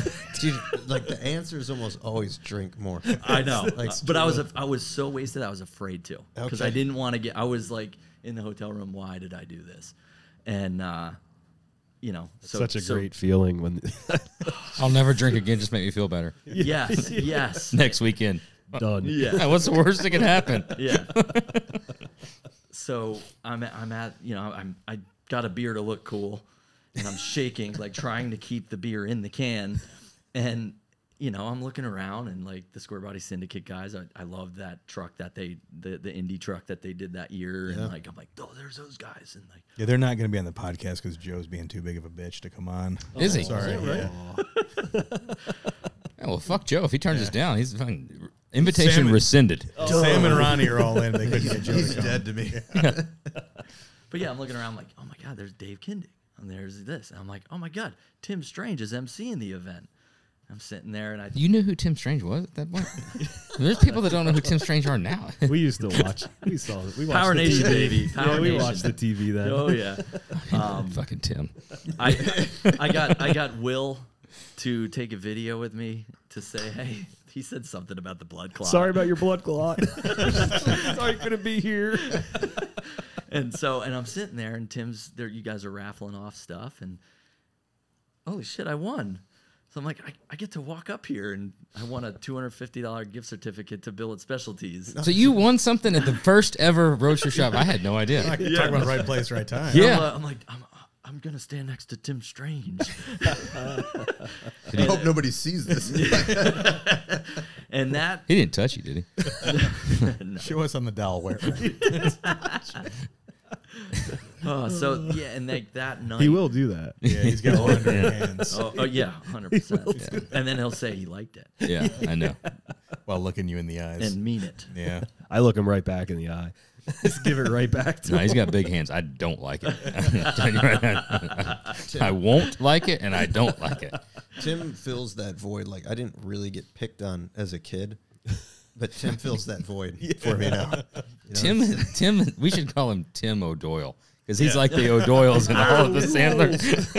We need to get him in a station wagon. Yeah, he's a got bit- your number. Yeah, he does. He does. I'd And- just take it. But usually they're so crafted too, and it's kind of it's Yeah, 'cause not there's mean. well, it is me because there's like a certain element of truth Yeah. involved in it. You know? But then I can It's see it like, in your face. You're kind of like, fuck. I'm it'll like, all probably right. go bad if I. He's so quick too. Like He he's, is he's crazy very quick witty. with it. Yeah. Yeah, So, he had the Triple Crown event this past weekend. Yeah.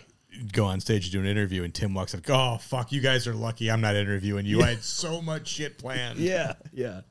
didn't he interview you? Not Tim. Oh. Kevin did. Yeah. Oh, that's right. That's okay. right. The more. A lot more Yeah, I sensible. was very professional. Touched on points that were good for the business. I received no abuse at all. Yeah, but that's Tim. Yeah, we love him. He's the best. What do you call the War Admiral, the Fox body that we had down at Dover? Was it Dover when it What did won? he call it? He called it. Well, he called the town Dingleberry Ferry Yeah. or something like Tom, that. Tom, the owner of the Gray Fox Body War Admiral, he's from Dingman's Ferry, and Dingman's fair. he's announcing the awards at Dover Good Guys, and he's like Dingleberry Ferry. That's Tim. Yep. Good old So you before for 2019, you already had kind of a little bit of a what the show's going to look like. You had it wasn't your first time. You've been there before. Yeah, 2018 lit the fire. I Right. went back to the shop, and I'm like, guys, I'm so excited, and that's when I was like, I want to get the Le Mans to SEMA. I don't know how to do it, so I started reaching out to different companies, and getting nowhere because it's very hard. Because who's gonna, They You don't know just us. got to know redneck. Yeah. Well, and for nothing. Yeah, I I mean, can get you to see me. we had never produced anything that they had seen. Yeah. Right. So we're like, hey, It's trust, difficult. Trust Right. us. We'll make it happen. Yeah. Yeah. Why would they trust us?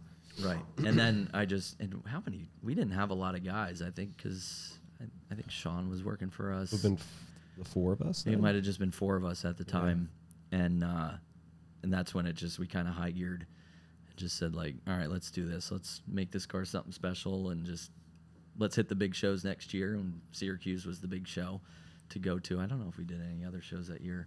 I don't think so. I think that opened our eyes to It starting did. to do all that stuff. It did. That was the. Yeah. And Did we have the best on RS party when you were there with the Le Mans? Yeah. Yeah, Yeah. we won the Golden Bolt, which Oh, Yeah, the American Auto my Wire. God, we fucking we already knew American Auto Wire, the guys, and they said hello to us and went over the car, and we were just going for a good time. We're going to this big party industry. Like I think Tim said, like if a bomb drops in this room, the hot rod industry's gone, and American Auto Wire, you guys start I think it was the first award or second award. I think Casey went up with the truck for the Brilliance Award. Yeah. And I'm like, this is awesome. This is so cool. Dave Kindig's right here now. He's not over there. He's right here. And American Auto Wire goes up. We love the car. We love the shop story. Plus the shop being from New Jersey also kind of puts, the icing on the cake. And I'm looking around. There's another shop from Jersey here? Like legit. I had no idea. And Chad from that's awesome. Chad from Boneyard Bills was like, dude, that's you. I'm like, whoa. And then Dave Kindig He does an Alabama accent good. I'll give him that. He does it real There's good. an Alabama accent good, but there's no Jersey accent. Where the fuck's the Jersey accent? We're not from that part of Jersey. Yeah, Okay. we're We're not- from They're from Pennsylvania, Jersey. Well, it's the garden. Technically. We're from the garden Yeah. part of the Garden State. yeah, you're from Amish country. We're not far from it. Yeah, Yeah. we're pretty close. Our to Amish. employee Dakota, he vacations in Amish Yeah. country. That's where he Yeah, goes. Lancaster County. Lancaster County. I know Lancaster County well. I love it. I live in Delaware. It's not far from Lancaster No, County. that's pretty I close. do miss, I miss the Mike Wood level of Jersey accent. Yeah. That's a good fucking Mike Jersey Wood had a accent. good one. It's the closer you are to the city, and we're 50 minutes out, an hour out, and it's gone way before that in people's voices. So really close proximity.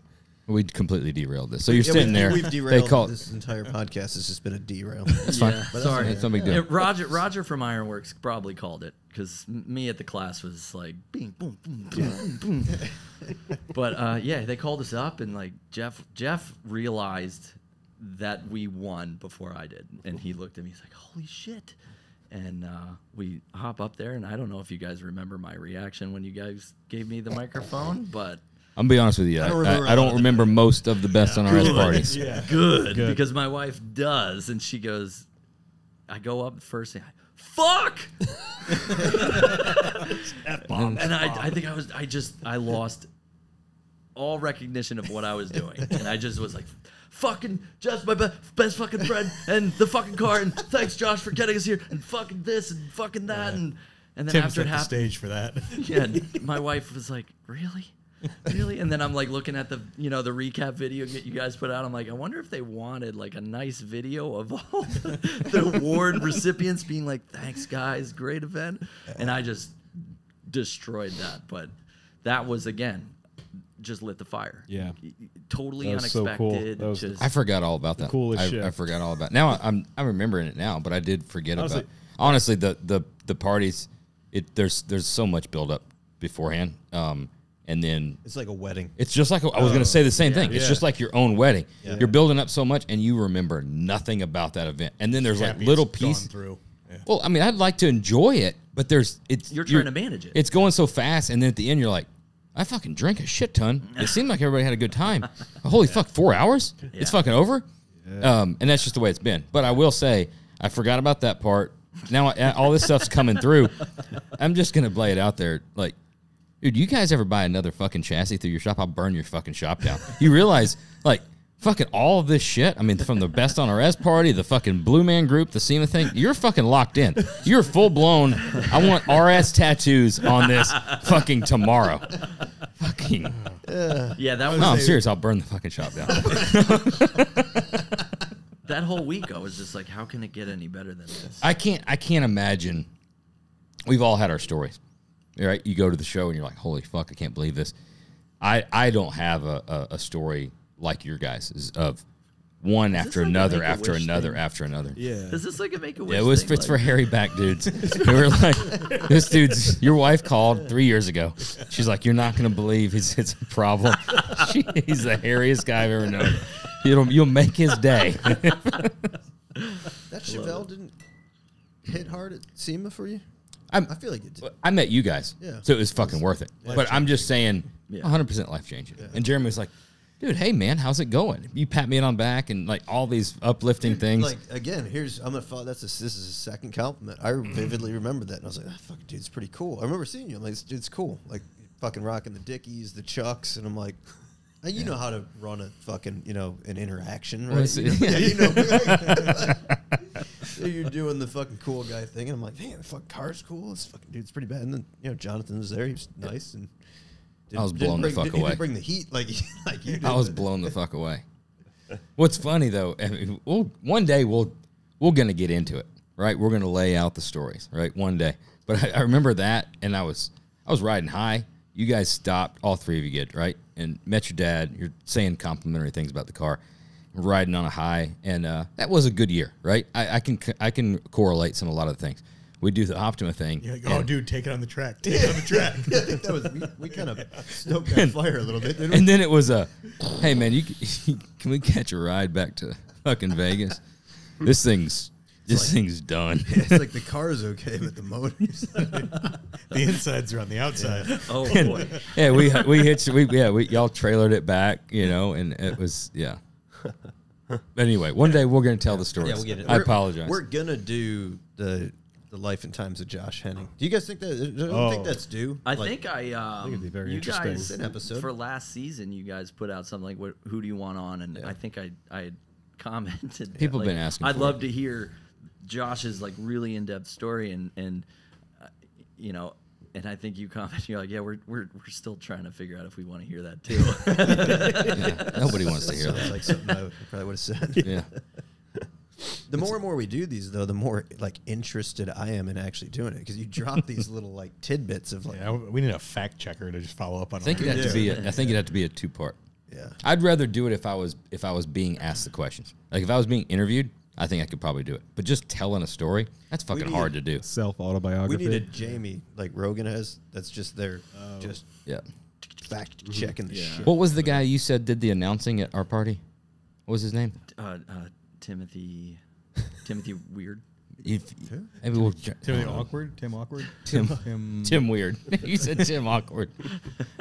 Tim Strange. Yeah, if there was somebody that maybe could interview. No, never mind. That's a horrible idea. I think it could be good. I think it could be good. Anyway, that was an absolute amazing week of SEMA. It right? was. The That party, bumped the us up. stuff, you're winning awards, you're doing stuff. The HRI banquet, I mean, hell. That's yeah. crazy. So cool. All the cool shit that goes along with There's that. so much attention you get on whatever 8, 10, I don't know how many cars there are total Yeah. there, but they get more attention than than they'll ever get just Right.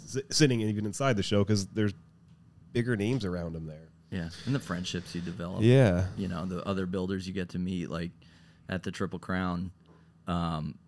We're sitting there, and Adrian Weld and Dan came walking around. I had no idea they were coming. So, and I hadn't seen them since 2019. Since so it Still was a Monster. so cool. Oh my God, I haven't seen you in person. You see them on Instagram, see them having kids and stuff like that. And Yeah. just like being able to say like, "Hey, what's up? What's going on? Yeah. You want a water, a drink or something like that?" Just to catch up in person is really cool. And if that didn't happen, they would have just walked by. Are your wives are with you that week at SEMA? Yeah. With all right. Yeah. Yep. So when you're on the way back, right? You're on the high, Yeah. right? Absolutely doesn't get any better. You're both of y'all. I know how this goes, You're right? starting to withdraw. So you're both of y'all are going together like, this is fixing to happen. This is fixing to happen. We're Yeah. going to talk to this customer. We're going to do this. And the next show, we're going to do this. And the thing is, there's going to be a mezzanine. And we're going to do fucking 3 years private fucking jet. And we're going to be flying. I get. I actually did make a mezzanine. All right. We've all been there, right? And you start getting the juices flowing, which is good. It's fucking healthy. That's what happened. The customers do the same thing. Customers come, we hang out, we drink, we do all that kind of stuff, whatever, and the juices get flowing, right? Yeah. So it's a fertile environment for cultivation of ideas and money spending and all the stuff. So, but when you get home, there's always the reality check. I've joked about it all the time, right? I remember it vividly. The Monday or the Sunday night coming home after winning Trendsetter of the Year. I've talked about it 100 fucking times, right? And that's about as high as you can get, right? You win Trendsetter. You got the little fucking trophy, right? Everybody knows. Yeah. Dude, That's a nice trophy. For 11 months and 29 days, I'm the fucking King Kong. Until the next guy wins, that's the fucking coolest thing. Yeah. And wife's like, all right. I've heard about it. I saw it online. So you made her, like, you made it known to her. You think I'm not going to make it fucking known? This is a big Well, I just don't see that coming from you. You know me well enough. You don't think I entered that home 100%. as a trendsetter. That's it. This is, you know what? Trendsetter opens. Hey, trendsetter comes in the front door. You open it. I know the code to the basement. I come in the front door. Open it for me. That's what a trendsetter does. But it was instantly all right, look, you've had a great week. Super happy, right? I've seen it all on social media. That trophy's great. I've seen it. Hey, tonight, trash needs to go to the street, right? Because Monday's pickup. Tomorrow, you got to do this with Blaze, blah, blah, blah. You think, you got that plan? And I'm like, Anybody setting any trends taking the fucking trash out? it seems as I don't though think so. you are more interested in, like, doing life than hearing about the trendsetter. And I'm telling you what, I don't know if the trendsetter takes the trash out, honestly. I bet she heard about it quite a bit. Yeah. Oh, yeah, she heard about it all the time. She's still here. She heard it on 10 all the 10 way years later. all the way downstairs and then down the basement. She heard about how the trendsetter will not take. I'll take the trash out now, but I'm telling you what, going forward, you have to find somebody else to take the trash out. But I mean, we're joking. It's more the walking in, walking back. I get where you're going with that. It's walking back into work, and it it legitimately means nothing. Right? Yeah, because nobody gives a flying fuck, and you can't. I mean, you can't let it mean anything. Really. No. Like it's your Can't let it because it really doesn't. Yeah. No. It's a little glass trophy. Well, like once we walk out of the show area, we're normal people to everybody else. Yeah. You know, Yeah. to car people, you know, there's car celebrities. But Yeah, you're once- sitting on the plane. You're like, do you know what I can do? Kind What- of a big I have, Yeah. I have a certain set of skills Yeah. that you don't have. Don't just, like again. This is on the top on the topic of just derailing Chubbs. this thing all night. Yeah, fuck it. Chubbs. Yeah. Don't you kind of feel that way though? Like when you have that skill set, you know, I don't have to say it's like an ego thing, but you do feel like you have something unique, right? Like if the boat was sinking, I could weld the hole up. Right. It's You couldn't. Yeah, you couldn't do shit. You'd be Right. screaming. So- Yeah. You'd be screaming for your life. There's And I could probably fix Could it. you sell a guy stocks and bonds while we were drowning? I bet you couldn't. It wouldn't save us. right. There's two types of car guys too. There's us, and then there's enthusiasts, and like the people who, like, I vibe with you kind of guys. You know, like we can build a car from scratch. Yeah. I can't tell you what the horsepower is on a GR Yaris. Like we can It's low. actually. I'm going to tell you it's low. We can actually put cars together. We can, be creative and like know when something's failed on a customer calls you, hey, put the clutch down. It popped and went to the floor. And over the phone, I think this is what happened. I'm looking at a picture of it. I think this is what happened. He goes out, fixes it. Yeah. And like, enthusiasts can't do that. Yeah. Enthusiasts call the tow truck. And that can go home with us too, because furnace breaks. Right. Hey, you get home, trendsetter of the year. Now you're the Yeah, but You're the the plumber of the year. What I think the takeaway, and it is, you're right.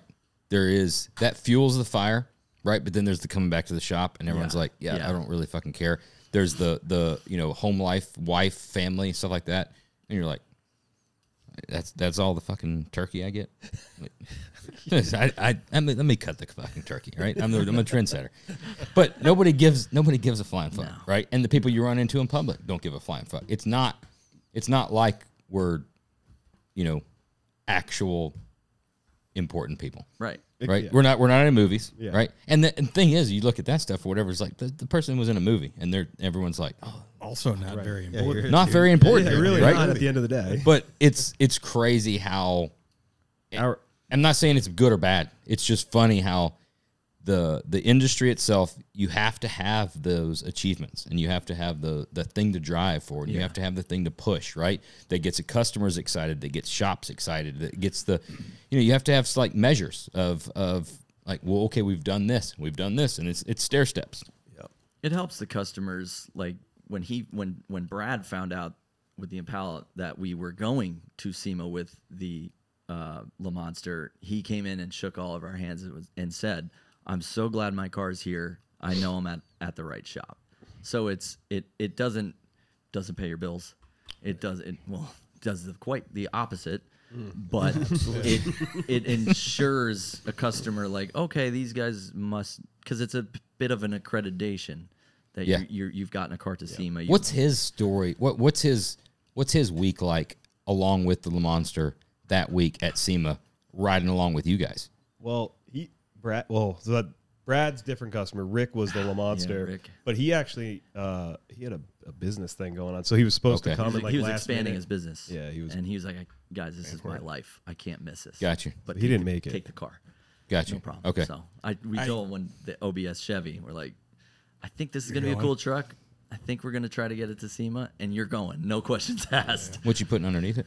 Wagner 1200 horse Whipple 427. I don't give a fuck about the motor. What do you think's Casey's. going under it? Slam, I know Casey's motor is going in. It's fucking cool. spec chassis Nice. with Sweet. the beefed up. 35 Make sure to rub spline. that in Casey's face because he totally dropped the ball. He on told his- me that Yeah, oh yeah. at the Triple He's Crown. aware of it. He's well aware of it. He dropped the ball. Oh yeah. He put some like bolt-on stuff on his OBS. It's using it as like a test mule. He's had a couple motors in it and stuff. Yeah. It's been a fucking disaster. The motor's great. The suspension and like wheel and tire fitment, packaging, like everything. Like It's just put a chassis on it's it. a wreck, dude. It was before the spec chassis came out. Yeah. That's still. It's, I would it's not. terrible, 'cause I would Casey's- talk less Casey's my shit buddy, so we got to get him. if I knew that one bicep wasn't down, Yeah. because that thing's still fucked. So he's a big dude, but he's also a little older than me. You gotta If I remember, come though, at him from this left side, I think I've got a chance. dude, that's supreme strength mixed with farm strength. He's got both, right? You're right. Yeah, farm muscles are totally different. I know, but I just can't get his right arm on me. Just don't let him get his right arm on me. One full size bicep with farm strength. The left arm's the fucked up one. Okay, so one full size bicep with farm strength is equivalent to like 3 biceps. Just don't. If I stay on his left side, think so. I think I'm not convinced he doesn't have a third type of strength in there. Think so? That usually actually is that is farm strength though. Normally, Jeff's getting us canceled here. I didn't say shit. if you know, you know. We love Casey. I have that strength too a lot of times. I got nothing wrong with it. I think it's fine. Casey was helping me out. He was getting me tickets to this week. Well, I don't know when this is going to air, but there's a Alabama plays in Madison at Wisconsin. Okay. And he was getting me tickets. We were talking about the thing. He's like, "Oh, I can get you some tickets. I've got mine. I'm not going to be able to go." And then I was like, I'm trying to fly my daughter up from Tuscaloosa, and we're texting that night. And he texted me this morning. He said, I think I've got them if you want them. He said, but he said, I forgot you said something about your daughter coming up from Tuscaloosa. Is that you're Alabama fans? I was like, yeah. And I was like, where's these tickets at? And he's like, oh, this is in the heart of Wisconsin. I was like, all right. The colors are similar. Yeah, I get a little loud at a game. Really? Yeah. So I think we're probably just going to. I appreciate it. I told Casey I appreciate it. Watch it from the confines of your own home. Yeah. Probably be safest. Yeah, to know your limits. that'll be a badass fucking ride, man. Casey's boosted motors are the absolute shit. Yeah. Yeah, I'm excited. They sound rowdy, like nasty. What is Whipple? Yeah. The 2.9 or what is it? I don't know what he. I don't know. I just paint the cars. Yeah. It's probably. It might be a I think 3 it's a liter. 3 liter. I think it's the 3 liter. Yeah, that kind of power probably. Yeah. Yeah. Yeah, it's a ripper motor. Yeah, I'm excited about that. We also have a 441 stroker that's coming for a Camaro. That's From gonna him, be- too. Yeah, from him as well. Yeah. it's gonna Just be an fun. NA deal. Yeah, that one's NA. Yeah, it's like 675 horsepower. I'm like that. That's enough for the street. But So that's a lot of So a lot of horsepower for well, the OBS. Rick calls me up and he's like, "Hey, I think I'm gonna buy an OBS. I found a really clean one down in South Carolina. It's original. It's original paint and everything, but it's rust free." I'm like, well, there you go. So he's like, "I don't have it though, but I want to get going." He's like, "I think I want like 500-600 horsepower." Triple it. I'm like, all right, that's cool. That's fun on the street. It's manageable. And then the next morning at like 6 a.m., he sends me the ZZ 632 or whatever it is, the GM crate. And I'm like, I'm like, it's cool on paper, but I don't think it's going to be a fun motor to drive on the street. and I did the chassis thing to him. I sent him a link to Casey's 1200 horse 427. He's like, "Yep, all right." And he texted me the next morning.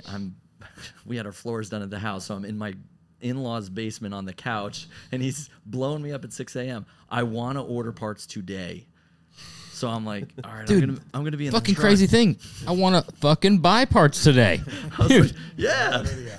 So I some called money. up Phil. And I was like, Phil, throw me together an invoice for a spec chassis, and That's what let's happens get when that going. fucking Irvin ghosts you for 3 times. You have to call Phil. So yeah, we bought the motor. We haven't even started the truck, but I like long lead times on chassis.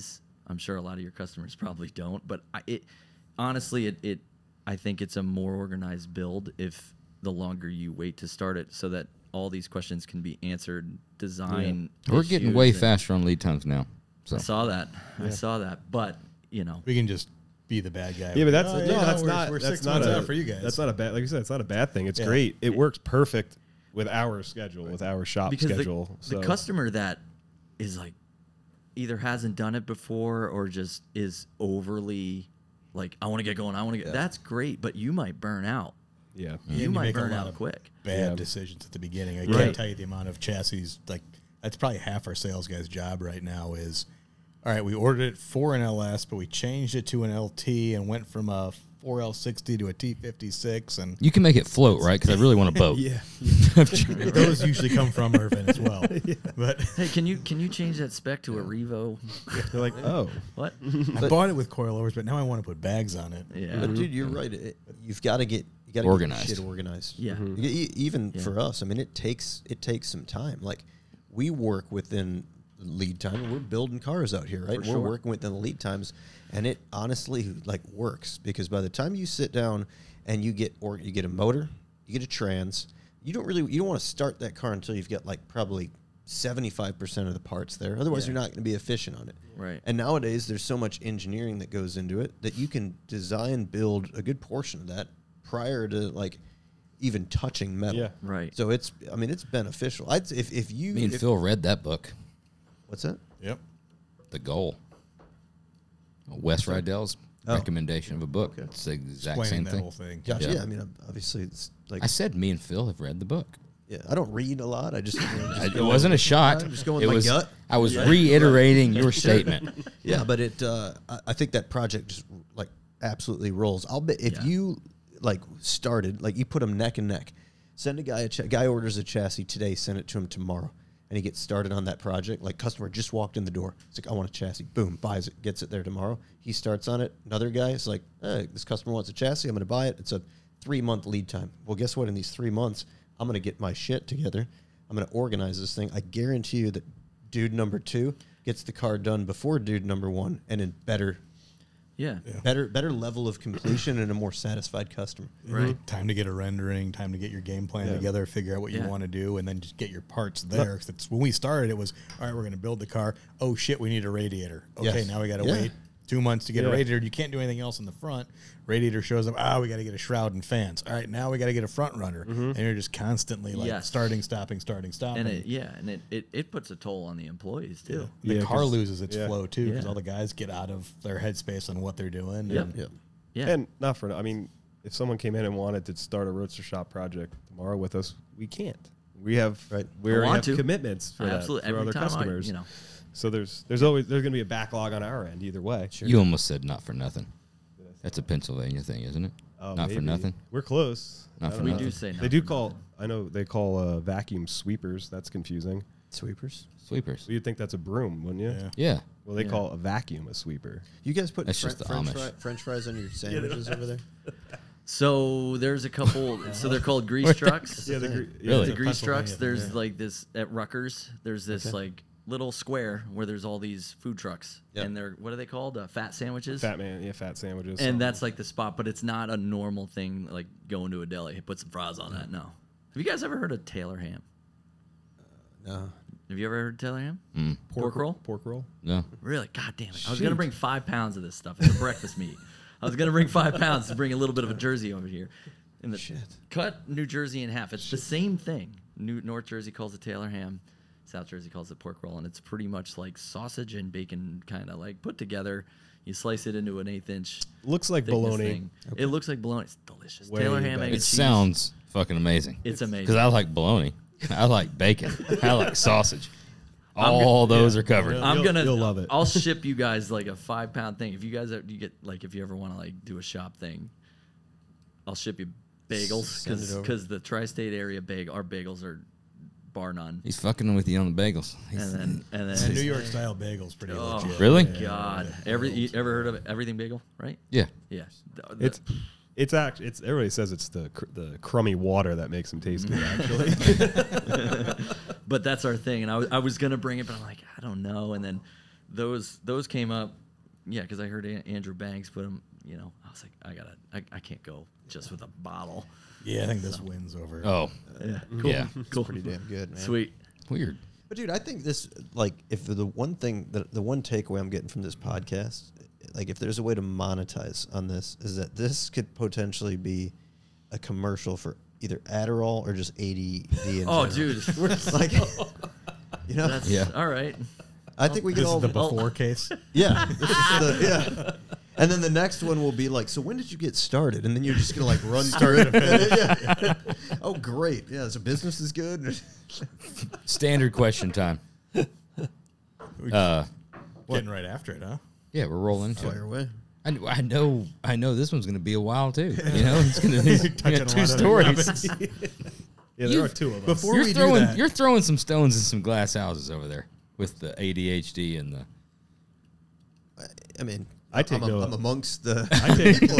You know, I take zero offense to that. yeah, I live with it every day of my life. So. but you can say that. Right, you're right. You're part of the If you've community. got it, you can call it out. Yeah, definitely. I had a slightly different takeaway from this podcast so far. I think it's like a phenomenal story for all the other guys out there. When we go to all these shows and we hear like, oh, I love hearing like how guys made it, how they struggled through things and what Made it as a stretch. We're doing what got it. them We're to doing that stuff. point. But it's like it kind of the standard story, right? Like No secret sauce. started No. Yeah. sweeping floors, working in a shop, Yeah. busting your ass, laying things out there, putting up your money and your time and your effort to build a better product. Right.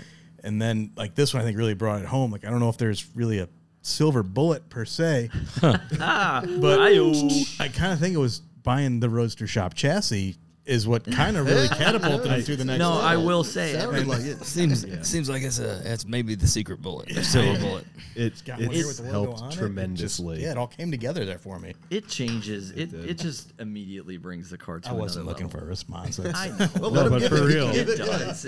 I've always said that, it's not just you guys put on a hell of a business and everything, but the product is like, I've had a customer of mine, we built him a 66 Tempest that he redid with his dad back in the day, and we redid it for him, and he wanted to keep the stock chassis because that was the chassis he put his hands on with his father. I understand it. And like we hit so many like stupid little things that like I set the motor way down low, so now no header on the market fits, and we don't want to go. So it just turned his thing, and he called me on the way to Triple Crown and was like, hey, I want to buy my wife a car. She wants a new car, but she doesn't want a new car. She wants an old car. I'm like, he goes, I know where you're going. You're gonna tell me I need a Roadster Shop, but it's not that car. I'm like, just hold on a second, hear me out. I'm like, if she wants an early second gen Firebird, spec chassis bolts in. You don't have to do anything. And he had no idea. Yeah. And he's like, oh, he goes, but I want to LS swap it. I don't want to do it all at one time. Don't do it. LS swap it, drive it, then realize, drive it for a while. We can just put a chassis in it, and we don't have to do anything. We just did it this wow. winter. Yeah, we did it to that maroon Firebird that I tried to be a YouTube star with. And I was gonna go to there. So you serious business, no bullshit. yeah. You guys have been an absolute phenomenal ambassador for our brand. Well, I've thank seen the videos that you've put out. I've seen the stuff you do on social media. I've seen you talk to other people and say, and so it goes both ways.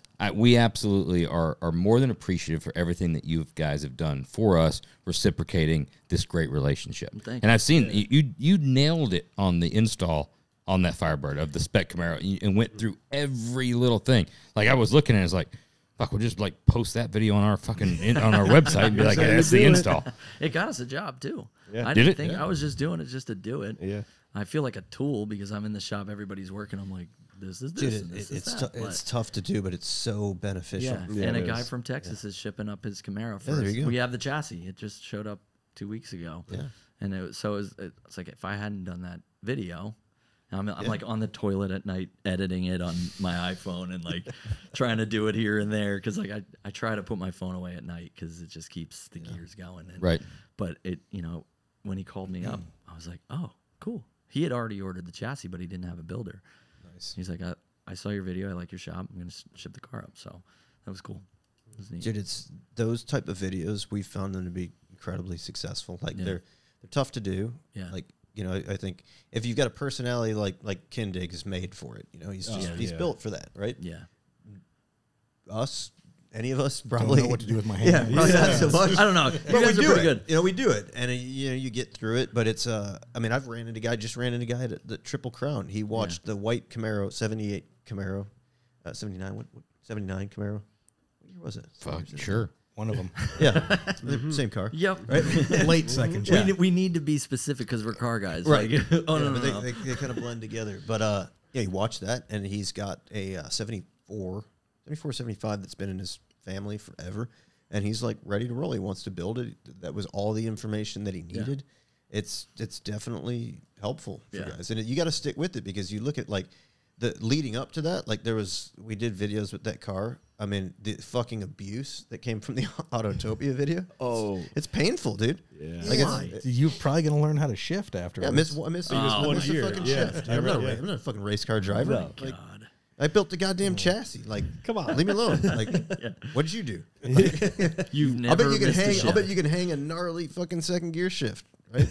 Whatever, a third gear shift. I did. Yeah. But go back and It look at didn't some of our like hit first home, videos. did It it? did. It hurt my feelings. Yes, it seems like it. But at any rate, But then you you take some fucking abuse getting through them is my point. Yeah. Like, because. But it doesn't matter because that dude, you know, there's probably some guy who's like, oh, this guy, or the guy in the guys in the shop are like, oh, this guy's trying to be a fucking celebrity or something, you know. But you're marketing your business. It's fucking important. Yeah. And somebody saw it and it resonated and they reached out to you. Now you're building a car. Yeah. Yeah. That was it one of worked. the things that that really, when we took Roger's class, was, I'd always tried to get 30 hours productive in the shop, and it's so hard. Yeah. You know, especially once you get above 6 employees, it's really tough as an owner. And there's 2 of us. It's really hard for us to be that productive. So, Roger was like, "You need to work on the business, not in the business," and that was like a light bulb. And as soon as I came back, I would just pulled myself back, and I'm able to do things like that, and it helped. So You're more productive doing that. Yeah. If you got a good team beneath you. Yes. And you can do that and you can generate the business Yep. and keep bringing that stuff in. Like you should be the ambassador, the brand ambassador. Yeah. Standard questions. Where you going? Standard. We got deep. Yeah, we got We these, did and it's good. Yeah. That's it's almost like a conversation, and then record it. They should call it something. Podcast. Yeah, called a podcast will work. Yeah. We speaking of that, we hired a friend of ours to drive the gosh. War Admiral down to Fort Worth in 2 weeks for the Muscle Machine of the Year. And I was like, "Hey, I need you to stop by so we can get you on the books." But everything. All right, no problem. I was like, "Yeah, Thursday I'm out in Chicago for a podcast." What's a podcast? I'm like, He's like, "What? You're a truck driver. You should have the That's all you radio on listen all to. the time." He Yeah. goes, "Nah, I listen to CB." CB. Wow. listen to a CB. He's a He's serial never- killer. That's what I was If you guys are going to be down in Fort Worth, you'll meet PJ. Depends on where he's it's at. a- It could be he's better a- than a podcast. Yeah. Yeah. I didn't know anybody ran on the CB anymore. I think I read his text. It's just all static. I think he said there's a channel for the lot lizards. Yeah. That's still a thing. Yeah. Oh, yeah. Lot lizards. I've only seen like. It's only the oldest profession in the world. Dude, I know it, but I've been on the fucking road as much as anybody. And I've you been don't in see 'em trucks. anymore? I think I've seen maybe 1 or 2. It's I saw not one. Yeah, you don't see it regularly. Well, they hide. They have a very good skill at hiding. I don't in think their you're going to trucks the right. and, you know, Chameleons when they almost. come When's out. the and last then time they- you've been Yeah, to they're a lizards. dirty They're truck chameleons. stop? You got to remember, like, we're hauling expensive cars, so I Right. try to be kind of like you're a little particular about Right. where. Well, you you're being stop. safe. You're That's- not yeah, looking you're to get your worm wet. Right. You go to I'm not searching. right. So The truck drivers that are searching, they know where to go. Okay. Yeah, they know where it's at. Yeah. Next time you see a reefer unit, she's hot. You got 20, 40, 60, and 80. And if you hit all the flying J's on any of those running east to west or west to east, you're going to bound to run into some lot lizards. I wonder what Still Brian the most- doesn't report back on any of those. He's I won't go driving into bed.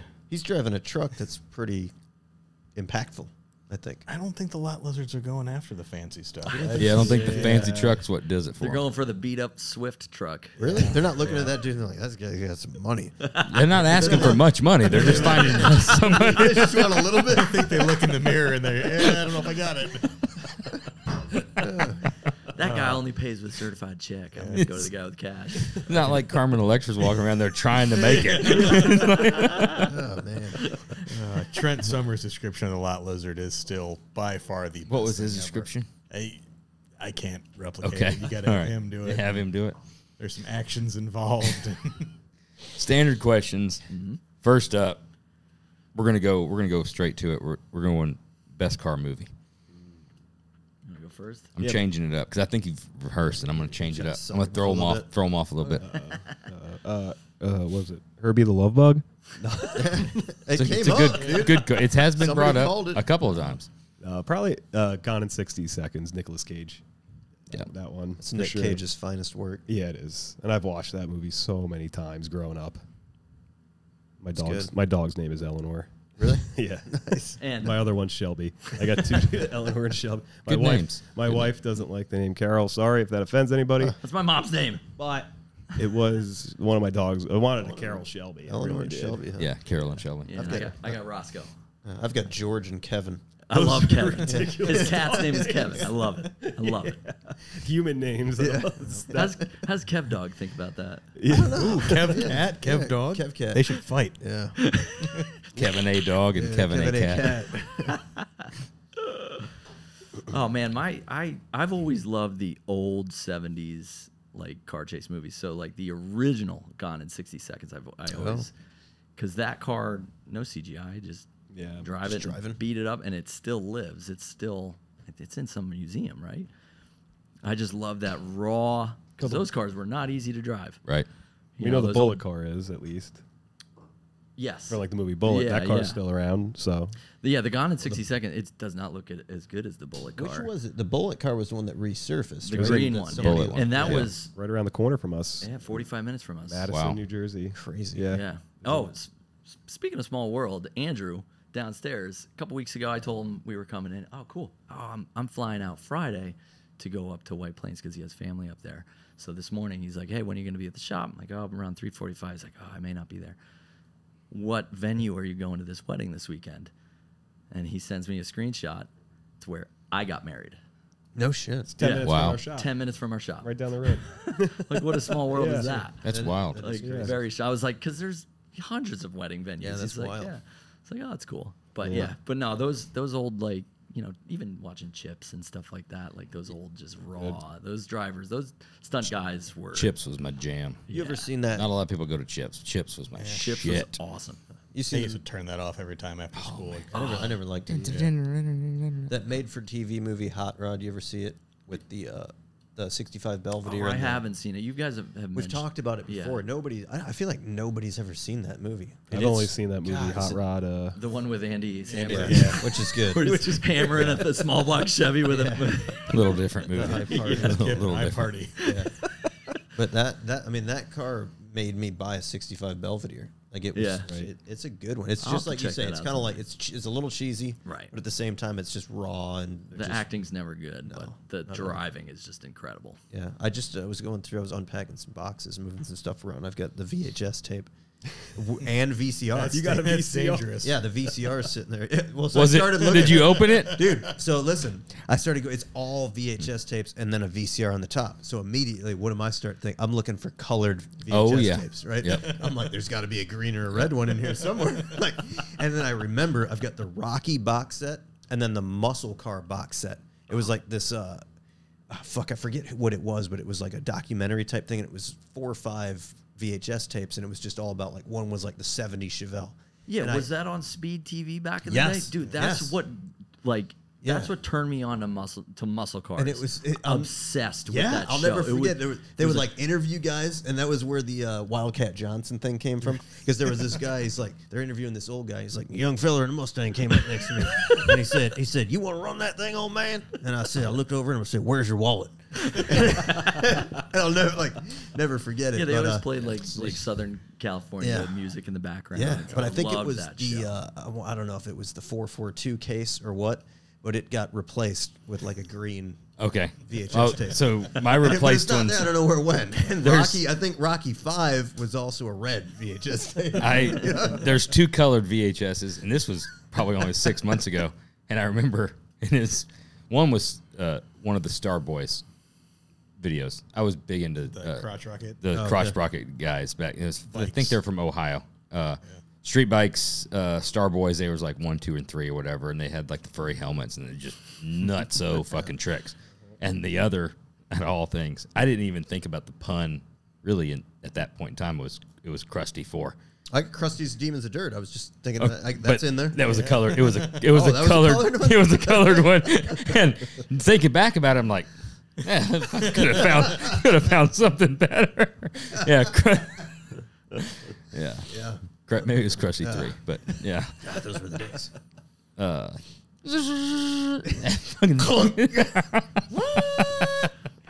That was the loudest. Yeah. Anyway, all right. Kids will never know.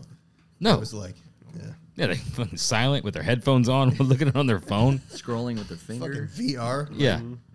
Yeah. Jeez. You had to have you had to have all senses going on because you had to listen with one ear out this and one looking down the hallway and you could hear that one creak in the thing. Pause.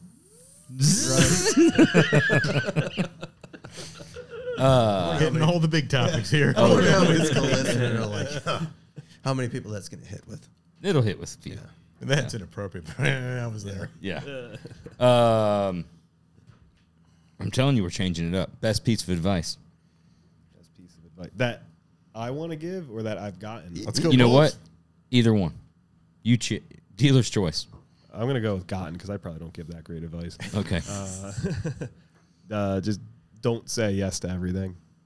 You know, pick Learn when to say no. Yeah, pick something that's right for you. Yeah. You know, unless if you're in the position to, obviously. Sure. You know, but definitely don't. I stopped saying yes to everything because it caused more problems than good. It's a really good piece of advice. Yeah, Good. I don't know if I don't think I have the attention span to actually absorb anything, but my parents instilled a work ethic in me from a very young age that you just have to work. You have to work. You have to like love the job. You know, my first job I was a camp counselor. 2 years before that, I couldn't get paid because I was 12. I was just a volunteer. I loved it. And then it became a job, and just find something you want to do and just be relentless at it. You know, just work hard. You know, Really good. The relentless thing is something doesn't get brought up enough. don't stop. yeah. Working hard is Putting in your 9 to 5. it's a little general. Yeah. Right? yeah. I worked really hard today, but most of the time I can just work pretty hard. Right. You know, but the relentless, Yeah. repetitive, over and over and over and over and over, Yeah. week in and week out, and year in and year out. That's the thing that's a difference. It's Like that's the hard part. Yeah. my dad always called it staying power. Staying power, yeah. I wish I met your old man. He sounds like an awesome dude. Yeah, hell of a guy. He was at the 2018 SEMA party. He was there. I was kind of his way last- too hungover to That was notice. his last hurrah. It'd have been cool to see you tell him you don't like smoking in the shop. That's what would have been funny. Hey, your fingers have been more fucked up than this. I would have laughed at that. No, we There's just had- no smoking shop. The shop that Blue Sky Classic Cars, before we took over, was ran by a guy who smoked, just chain smoked, and we'd have like a 3,000 mile. We were just talking about this. Yeah. 77 Corvette, not that great, and he'd take it out and he'd be smoking a butt in the guy's car. I'm In like, the car? Customer's Yeah. car. That's just a little one much. after the That's other right. after the other. He'd be in the cars lighting another, and I'm like, that's not collision shop, whatever. Even that's almost worse because you don't want the soccer mom van stinking like butts, but it's like it's somebody's Yeah. pride and joy. It ain't yours. But Yeah. there's a good story of redemption from that first shop that I've never had somebody. We're ping ponging, baby. Sorry, that's what we're doing, man. That's what we're I've doing. I've never addressed it publicly. Oh, well, can we let's Want to do the A lot of question? firsts here. give it Okay. just a little bit of a break. I'm gonna use the little boys' room. All right. If we're gonna get into a story and you're addressing that something story, in and public, I've kind of held it back. yeah, let's until give it something like let's this. give it a couple. Give you a minute to think about it. Make sure you really want to share it. All right, Anywho. you've never addressed this in public, and you're fixing to do it to, dude. Literally, we just heard might like drop- we're at like I might 12. drop We're double names. digits in listeners. Oh, we're So- almost at triple digits, I've heard. Close to it, really. Dude, I actually been chatting with a dude from New Zealand, a customer of ours. He listens.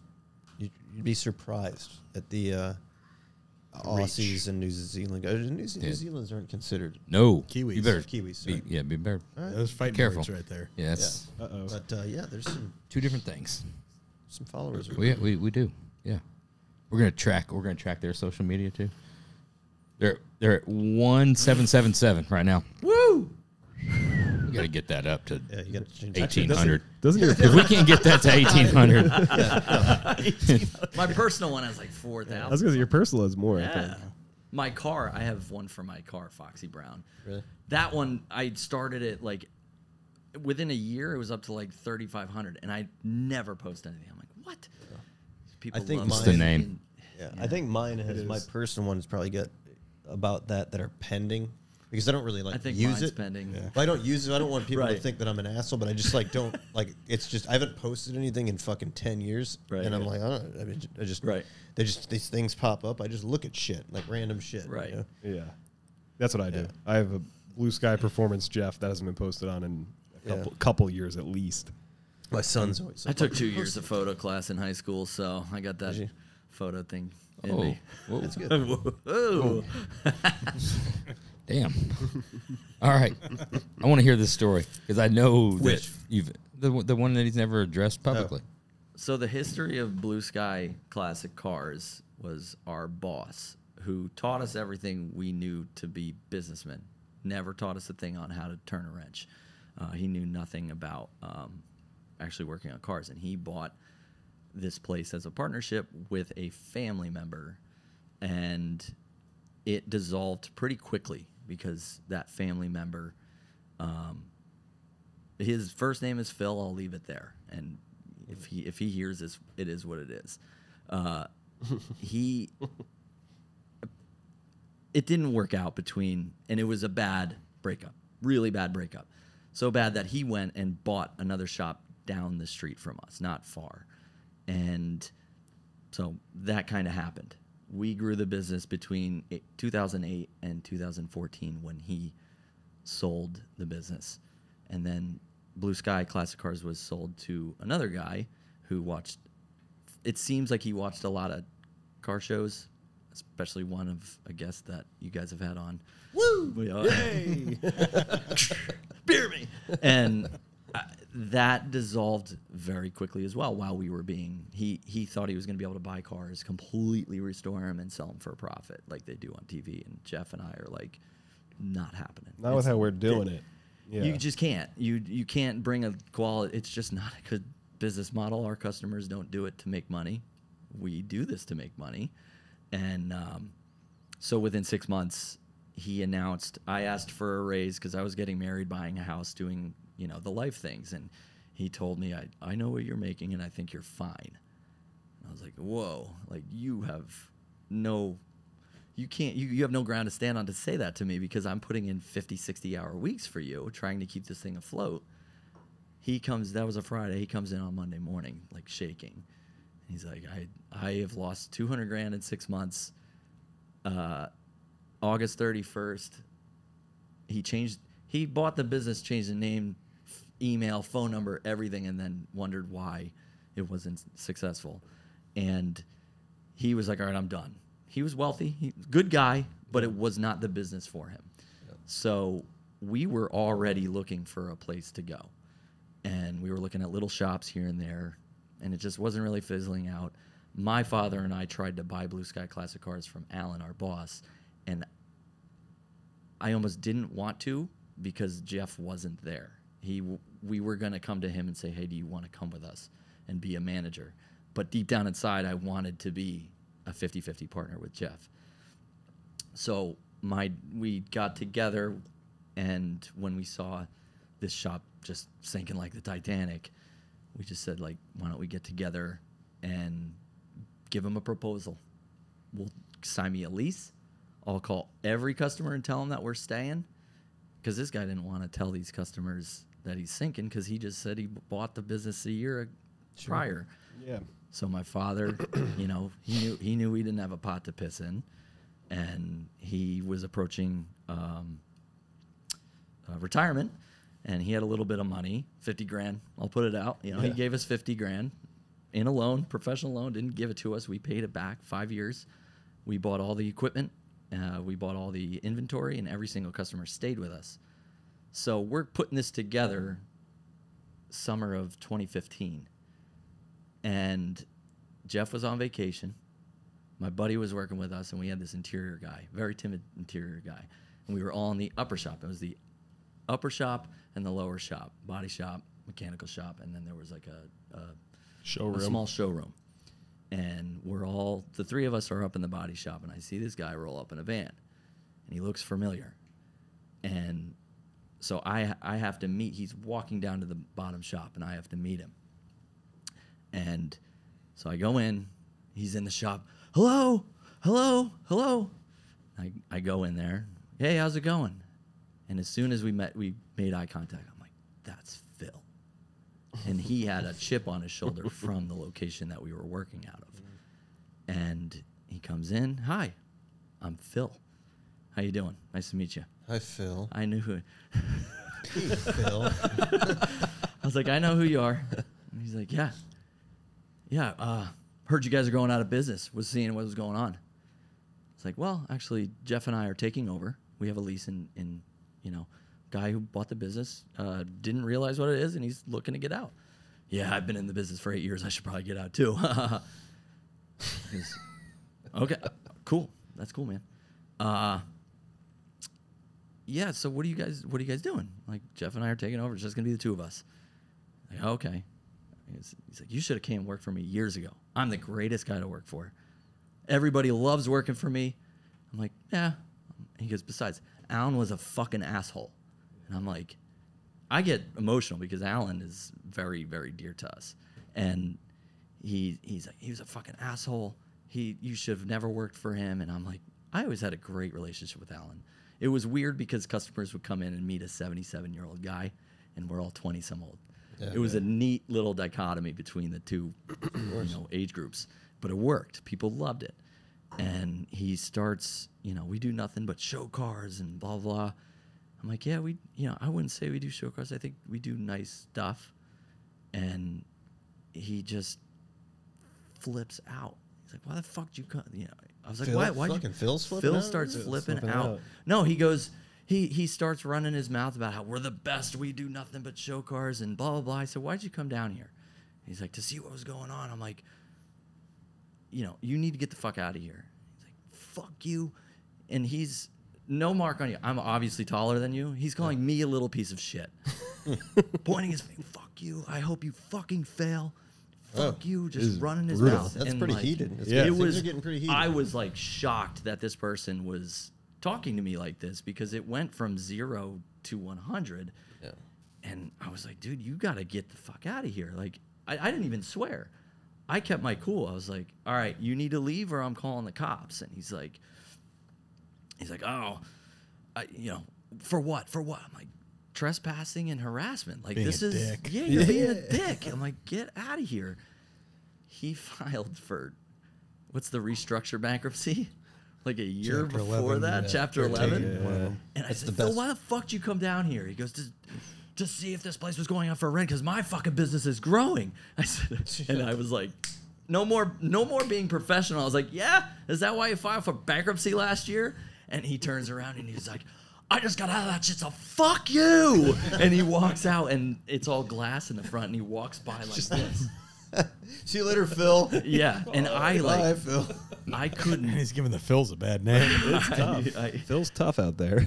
I couldn't believe it, and I was shocked. I couldn't do anything for the rest of the day because it just like shocked me. Dude, I'll tell you what. I mean, sometimes you got to kick it. But it old gets school. better. Well, 9 months later. Let me just jump in real quick. Do it. Sometimes you got to kick it old school, and that's something my dad taught me. Is that when the time comes, there's a certain time and a place that somebody needs to be physically removed from the shop, right? And you physically remove him from the shop, right?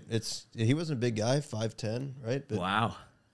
yeah, that's You're out. yeah, that's it. It's time, baby. So fast forward the next car show season. It's like the first little local car show, and I see somebody I know, and he's like, "Hey, did you hear about Phil?" I'm like, "What? No, what happened?" He's "Oh, customer came in pissed because they had just painted the car, and there was like, this is all allegedly, this is all hearsay, this is the story that I've heard from multiple people." And guy comes in pissed, and he's like, "Hey, the paint's bubbling off my hood." And he was talking to the manager. Manager was like, "Yeah, we'll fix it, no problem. Like any respectable shop owner will do if it's your product. Sure. You make it right." Yeah. Goes into Phil, says, "Hey, Joe Schmo says he wants us. We're gonna fix his hood. I'm not giving that fucking guy a thing." Goes out, starts pointing his finger, gets the shit beat out of him in his parking lot. And I saw pictures like bad. See, that dude knew what was up. And it was just like, all right, I think I was the guy who was, because you always second guess yourself on the decisions and the way you handle yourself, and just that interaction between me and Phil just fueled my fire. The fact that he said, "I hope you fucking fail," it's like, I ain't gonna fucking fail. Dude, it happens. We drive past his shop every day going to our our big 48-foot trailer. I'm like, beep, beep, beep, beep. every day. I think he's been bought out. I think he got bought out, but he was trying to. If you look up popular mechanics garage, there's a Camaro and a Mustang they built. I tell you what, you can't do is wipe that ass whooping out. No, No matter what you do. no, It's that's there. permanent. Yeah, that's there. It's permanent. I took one in like fucking elementary school. I wish I could wipe it out. It's still there. And I'm pretty sure, I think the local PD didn't really care. Yeah, they Yeah, were. once you tote one, you can't untote it. Yeah, It's been toted. There's no return to sender on that. But I mean, if you take that and internally use it as fuel, it's beneficial. That's what it was. Just like, okay, Yeah. There's been situations like that, in my career that I've used it as fuel, and it's been beneficial. The negative is always more beneficial than the positive. Yes. Yeah. Always. Yeah, my buddy, It lasts longer. Yeah. It does. Hurts. our buddy Glasscar, he goes. Everybody thinks his last name's Glasscar. He's our glass technician. I talked to him after that, and he goes, "Don't worry about him. Just worry about yourself." Yeah. And that's another thing of advice. Yeah. It is good advice. Just worry about yourself. You'll get fired up about things, but just worry about what you're doing, and that it helps. And we thought of a good piece of advice. Another piece of advice: All right. always put anti-seize on your stainless Yeah. fasteners. Oh yeah, we did. Yeah. We talked. It could be one of the best. It could be one of the best pieces of advice. It's simple. It's Yep. kind of obvious. Super easy. But it's even if you're mocking it up. When Yep, you go ahead and throw it in. when you buy ARPs off of ATEC. ATEC Summer That's Racing, where I learned the advice. It they was warning applies anti-seize to these must bolts. use anti-seize too. It pops up on the screen. Oh yeah, and you hit it too. You got a double whammy because when you put it in a riv nut, and now you got two things that are fucked. Yeah. Because getting those redoing them isn't great. Yeah. But yeah, that story I've kind of held on to that. I've never you always want to go on Facebook and bitch about something, but I kind of internalized it and always just kept it in the back of my head. And I'm like, if I ever get on a worthy enough platform, I think that's Dude, nothing but motivation. you'll get there one day. Eventually, you're gonna There'll get be there. a worthy I thought we were there. I was going there. Oh shit. Well, worthy enough in my eyes, I think. We're going first car. Yeah, I gotta have Phil here to. All right. So you said 38. So y'all were 16 in what? 2004, 2006. So 2002. I was 16. I got my First car. I got my license in 03. So All right. you were 02. I got the car when I was when I had my permit. So when I was 15. So Are we talking about the one you had for a really short 01? time? Or your The first? short that is time, his- my you're gonna have to- you're actual gonna have to first fill car that that up was in before my that. name. Yeah. And that I'm is gonna the one start- that got away? Playing the It guessing is the game. one I got away. It's cool now. It could be cool now. It You guys could be. need a Potential. refill? It was- You guys it was- good? I'm good. Okay. You know what? It's a little splash. You need a little splash. It was bought or gifted. The car. The car. The car was. You bought it. I bought it. Very. You bought the car didn't- at 15 years old. That's 2001. All right. It wasn't brand new. Didn't have the money for it at the time. Did it get Well, repoed or did you was- wreck it? It was my neighbor's car. Oh, and you made payments to him. One payment. That's all right. So I kind of want to hear the story first. Yeah. It doesn't. I'm just gonna throw Just the first thing. go- that hit go- me, throw the and car out. it's just a navy blue Oldsmobile Bravada. Old No, like I'm Bravado. talking like early '80s. No, All right. Hold on. those Era. are actually kind of cool. I You got like the the right. Oldsmobile. You're close to the era. Yeah. Yeah, you're in the era. You're in the year range. it just hit me. 2000. I was struggling, and it hit me, and I'm just gonna toss it. What was Chrysler 300C? What was that? Well, the 300M. 300M was 300M, the I'm cab sorry. forward design. Yeah, the 300M. Yeah, was- cab. So it's Dodge Intrepid 300M. It was- Dude, let me tell you something about 300M. I left a party at fucking Marco Josik's house with You've me and been my- in a 300M Oh yeah, before? it was Jay Gustafson's mom's You don't, know, 300M. you don't even know Jake Gustafson. me and Matt Mixter pulling a speed run down Orange Brace. Oof. We were well on our way to set a record. I looped it out. You're talking. This is like a 15 mile an hour. It's in the woods. It's where we There's grew up. Massive trees At everywhere. 15 miles an hour, like you're flying, right? This is rally car style stuff. Okay. I'm knocking on the door of 65 records. What? I think Tony Santucci broke 67. Yeah, in a conversion 40 van. on a line Yeah, conversion. conversion van. I'm knocking on the door of 65, and this thing, fucking 300M pushes like you can't believe. Just cab forward. Yeah. Everything's forward. Understeer like I've never seen before, off the fucking road, dude. Understeers off the road, and then it loops when it gets off the road, and I'll never forget it. I mean, Never it hit was- anything? No, never. It just like I'm like all I'm thinking about is Jay Gustafson's mom because she was a absolute bitch. Right? I'm like, dude, if I wreck Jay Gustafson's Melanie mom's- Horowitz is gonna Melanie be Horowitz is she is gonna have my ass. So yeah, that's my 300M story. Yeah, unscathed. I'm going cab forward. Mopar. Chrysler 300M or Dodge Intrepid. No, walk that back because I hit 80s Oldsmobile Bravada and it was of The dark era. color. All right. Well, I'm going maroon on the color. I said it was of the Of the it was era. in the right era. Era's the Yeah. year Oh. range, Yeah. not the Year- color. yeah. Sorry. Yeah, it's an 80s. Yeah. So you're off, dude. It's a fucking anomaly right here. This is a tough one. Two-door Should have brought Caprice. the picture I have of myself next to it. Oh, looking fresh. I'll email you the picture. Which, K-Swisses? you got anything? K-Swisses or shell toes? High top Reeboks. Oh, with yeah. tons of- High talk. Really? Dude, I did not get laid in high school. There's no question about it. I Like, was- not even close. I I was was gonna- zoned immediately. I was gonna go with maybe they had different things of cool in No, I New was not Jersey. cool. It wasn't cool. High talk Reeboks. I don't even think they've With a come back. Like, Polo shirt and baggy jeans. Yeah, I don't know anybody that rocked the box back then. not high top. neither did I. Every now and then you could do a low top Bach, like the classic just shoe. Yeah. Right. If you had a Hilfiger polo or something like that or whatever, but that was rare. That was in the South, though. That was rare. No, it didn't catch up. Yeah, high top Bachs were just I wore Not them a thing. so long that the tongue wore away a bald spot on my, like right on the bottom of my You shin. should have put them in your backpack. Well, shoot your shot. Fire away. I I don't think it's tonight's our night. I think it's a Mopar product. I see the square. I was going with the cab forward design, but I see what you're saying. I'm off. I'm throwing you for a loop. Yeah. What was the other? Damn, I can't think of the cars right now.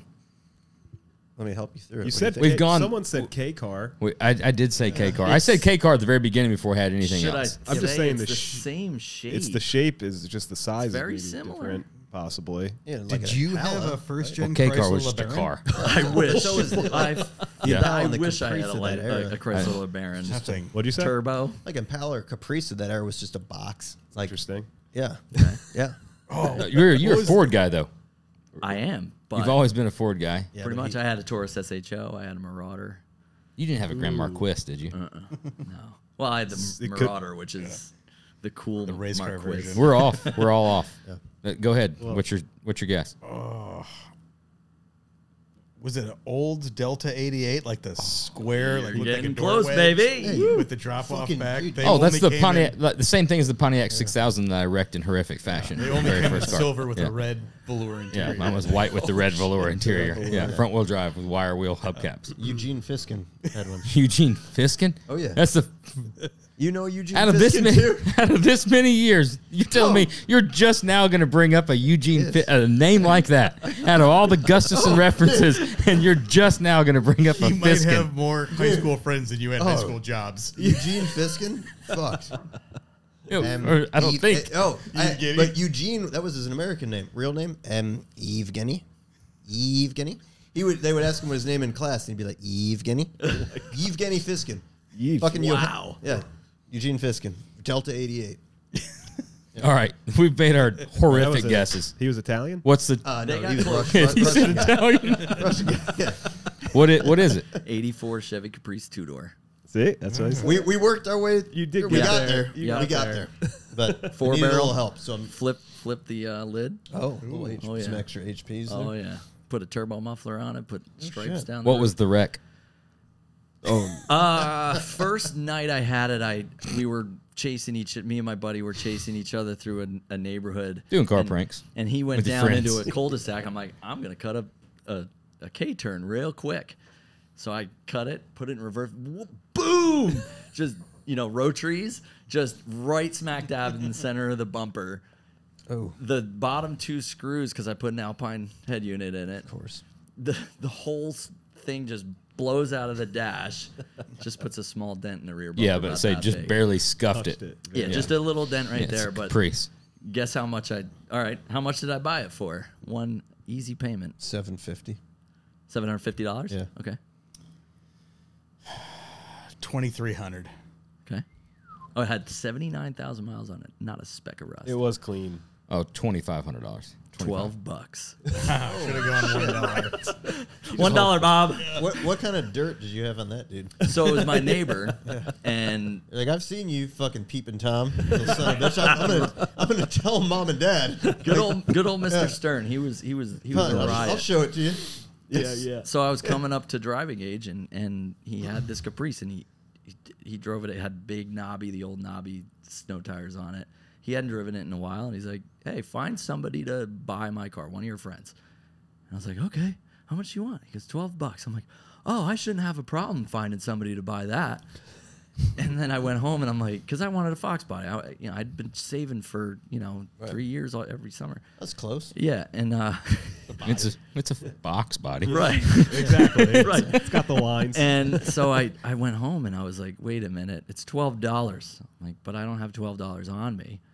Let me go mow Mr. Austin's lawn for $20, and then I can buy the car. And I can fill it up with $8. And back then, actually, $8 That's a wasn't full bad. tank. Yeah. That was a full And, tank of regular. Yeah, geez, I blacked out the headlight bezels with electrical tape. I painted the grill black, tinted the taillights with window tint. It was tan with a tan top and brown. Dude, I am velour so interior. glad you got married and had kids. It's amazing It that I wasn't going did. down that It could path. have gone wrong, right? I've got a vision that you were a lot more cooler. He Yeah. was. Well- he had a BMX bike. I was too big for BMX bikes. Yeah, you look All like right, a so BMX kinda you got it at 16? Yeah, 16 Bought it or gifted? gifted.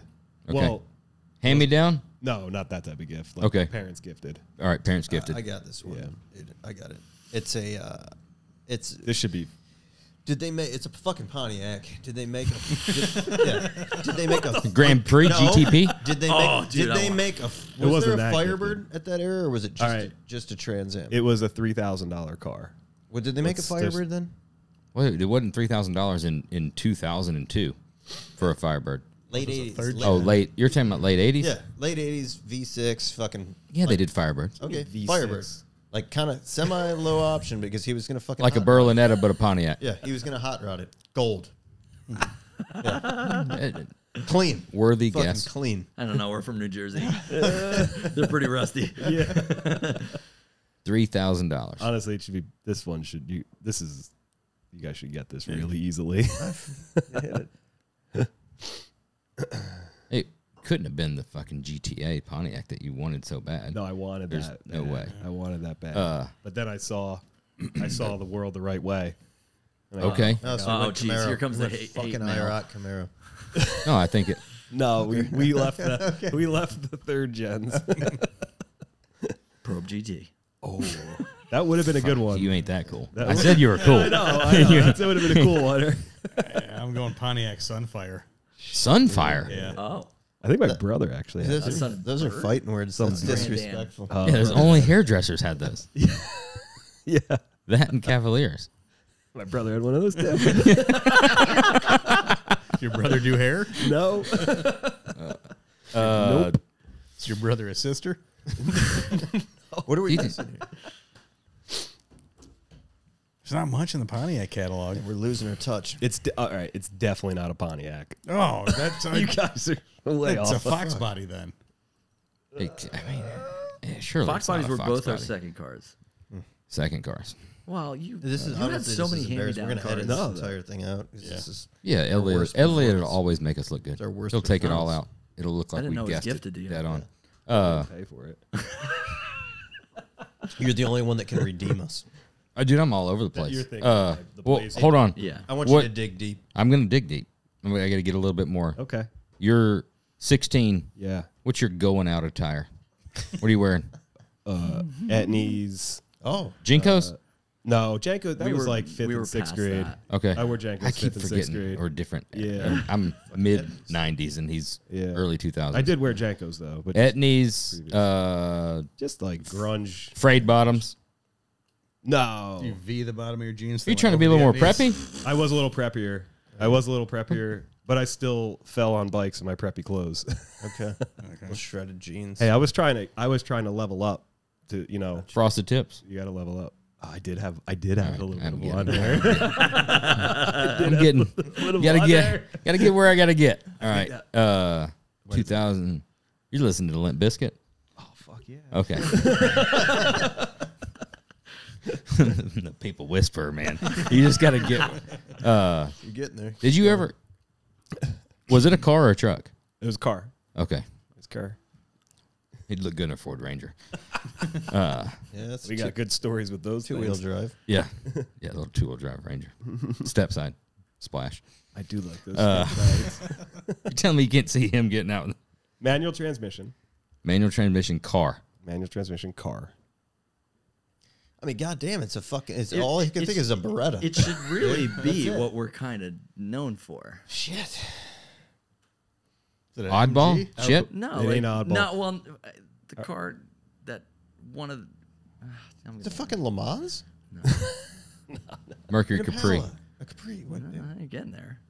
What'd It you was say? it was a Fox body? It's Fox body. I just wanted to fuck with you. That's what I said. No, his Fox second body. car was a Fox body. No, My, dude, yeah, sorry, mine. Yeah. It wasn't a seal beam, it was a 4-eye. It Because wasn't. he had no, like it was an Arrow. It was a 90 The fuck? 90 Fox body. Fucking money bags parents over here. Fucking sealed beam I Fox found body. My parents Was gave it a me picture GT? of it. Was it a GT? Fuck yeah. Oh, I got you. Yeah. No problem. Had blue. Yeah, it wheel- wasn't a blue wheels trunk on it? car. Hey, you were But I didn't think that was cool then. I That- thought the see, hatch was cool. I'm with you. But now the notch is Yeah. cool. Yes, that's what 100%. Josh doesn't understand that because I feel like north of the Mason-Dixon line, it was the hatchback was fucking king. It was. dude. Yeah. The Yeah. GT was Yeah. king. No one understood what the notch We was looked about. at the notch like that was a shitty car, That was like your mom's car. Yeah. but I get it that now. was a That's cop's car. In the it South, It was the, like a G- killer Biscayne. looking. but the yeah, trunk cars with the cooler. cop Right. cars, Yeah. those were faster than the GTs. Like Yeah. the right stance, the side profile of a notch is just like It's with cool. The tailpipe, Yeah. like you gotta have the tailpipe. Like notches without tailpipes. GTs in the South were the Notches were a better car. Yeah. The GTs were a more urban urban car. It's the one time the South was ahead. I don't want guess. to ruin the party here, but I got to peace out. So I'll let you guys keep rocking. Yeah, It's been absolutely awesome. Absolutely. See you later. Thanks for having us. You guys keep going for another couple hours. Have fun. Maybe I'll swing back. Yeah, if you get back, come on back. Come on by. To Bill Brasky. It's for Brasky. I just fucking sent him that a week ago. Someone popped it up on Instagram. Like, I haven't heard this forever. Nah, This Bears. one's for Bears. To Bill Brasky. Bears to Bears. Brasky. Got it. All right. You guys keep rolling. All right, check you later. Farley was from Illinois, right? Yeah? Yeah. Yeah, he was a Chicago guy. Yeah. If that guy, man, if he stuck around. Oh, dude, that was as There'd good been as some it get. wild ass movies. That's the best era of comedy. It was. ever. 100%. You go back and watch like YouTube Saturday Night Live Oh my god. shit from that era. So good. Shit's gay. Or Schmidt's gay. Yeah, Schmidt's gay. Schmidt's gay. Yeah. Or what was the one? We fuck around with that on the podcast too, because where he was doing the interviews and he gets Paul McCartney on there. Yes, He's like, remember that? time? That was really Hey, cool. It's cool. Remember that time you guys built that? Like Impala is cool. It's Awesome. Oh, fuck. We really only have. When he was Rudy Giuliani's kid. My dad's mayor. Oh my god. Yeah, he's fucking. That's a funny dude. Yep. We've only got one more question. What's that? Favorite law enforcement interaction story. Oh, we just had a cool We just one. had one. Oh, recently. Going to Triple Crown. I mean, it was pretty quick, but he was cool. We got pulled over for not having US DOT numbers on our trailer. Oh, that's How the fuck don't did you even get out of that? don't even bring that up. Also, That's not even cool. 100% not compliant with what we're supposed course. to be doing. Yeah, of right? course. You know? Yeah, Yeah. but you're No. good to go It now. was You've obviously taken care of all those Yes. things. What state? yes, 100%. Tennessee. yes. Was We it by- had to stop at Buc-ee's. Was it by like a DOT cop or just a general? DOT. Yeah. Ooh, Yeah. And they Yeah. let you fucking roll, huh? He They'll, liked they'll us. shut you down. You know when you're just super dumb and honest, sometimes it works out. Yeah. I've been there in Oklahoma before. It worked out great. I've been the. And honestly, You got to have what? You Yeah. pull a trailer? Yeah. I'm gonna go ahead and say, I apologize because I had no idea. right off the bat here, Yeah. Well, I was going to sleep in it tonight, so it's my RV. yeah. Yeah. there's no limit. No There's weight got to limit be. for There had to RVs. be. There had to be more teenage era law enforcement interaction stories. Well, but while we're on the subject of that's a bad thing. My old man caught himself a anger management sentence. I remember and this story. It was an assault. It was an assault charge. Oh shit! Phil got rolled right down the fucking street from here. So where our shop's at, you're split. If you're coming, if you're going north on like 294 when you're coming up here, you have two options, right? You can either jump off at 60, which takes you through Vernon Hills, which is kind of populated. You keep rolling and you kind of get up into the sticks where we're at.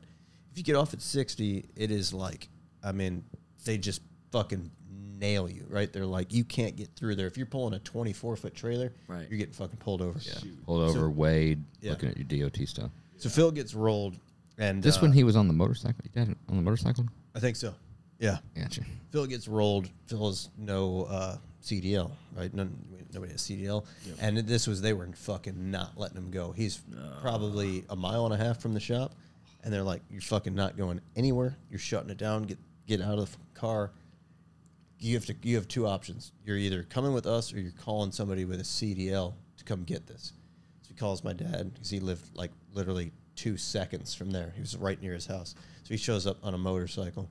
Where's this? About like by the railroad It's tracks down right there? on the corner of the other 60, where 60 Oh. comes through Yeah. and meets 83. Or that's, yeah.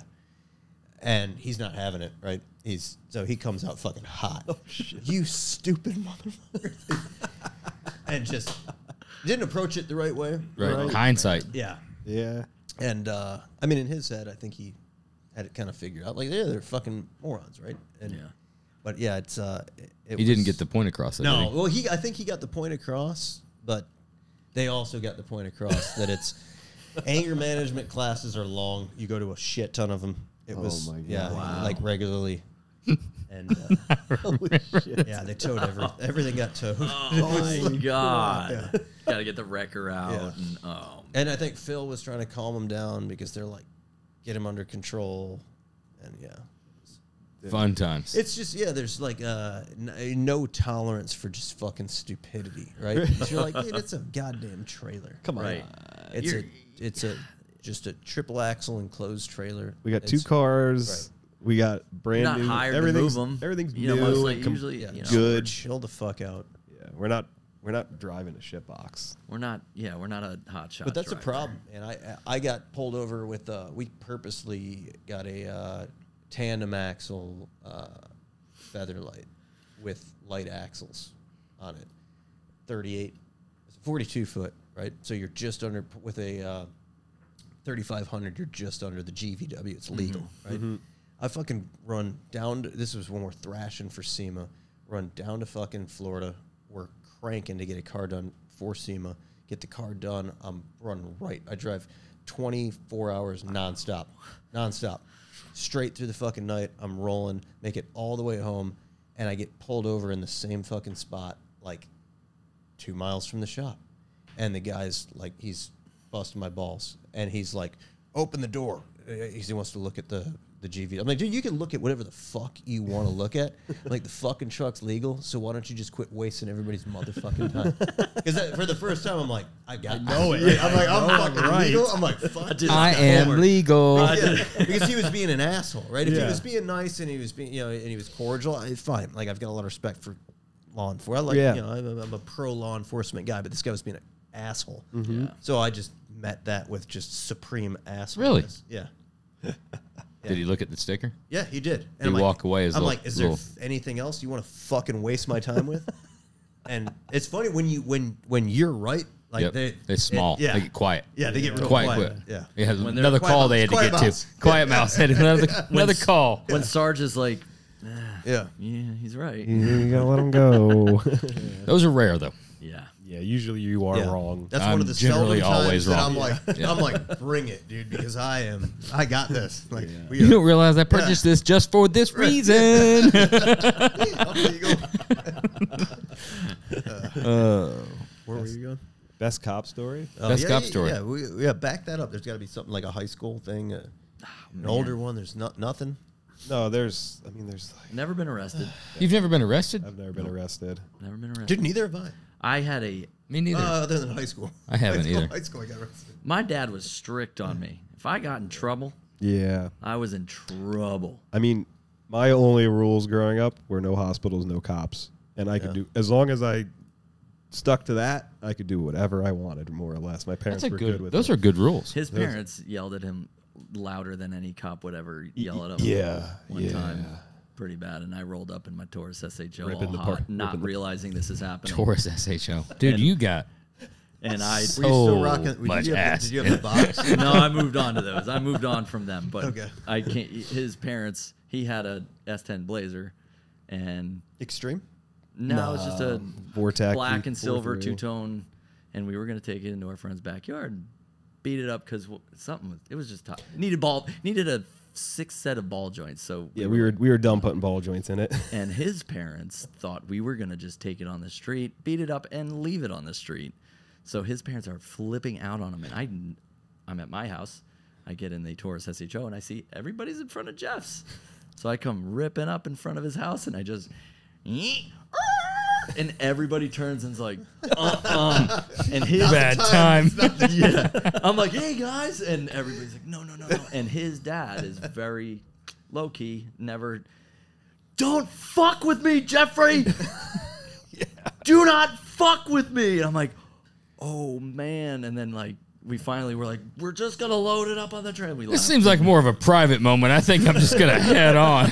We didn't change our plans. We're like, we're still gonna do did this. it. We did it. It just had, it only had one strap holding it to the trailer because we're like, we got to get the heck out of here. Yeah. And then we proceeded to just destroy it in our friend's backyard. I mean, like I got pulled over a lot.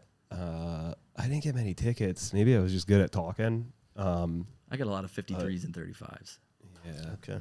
No, I got passing people on double yellows, careless drivings. I did get. You guys are just nice guys. Dude, there was Honestly.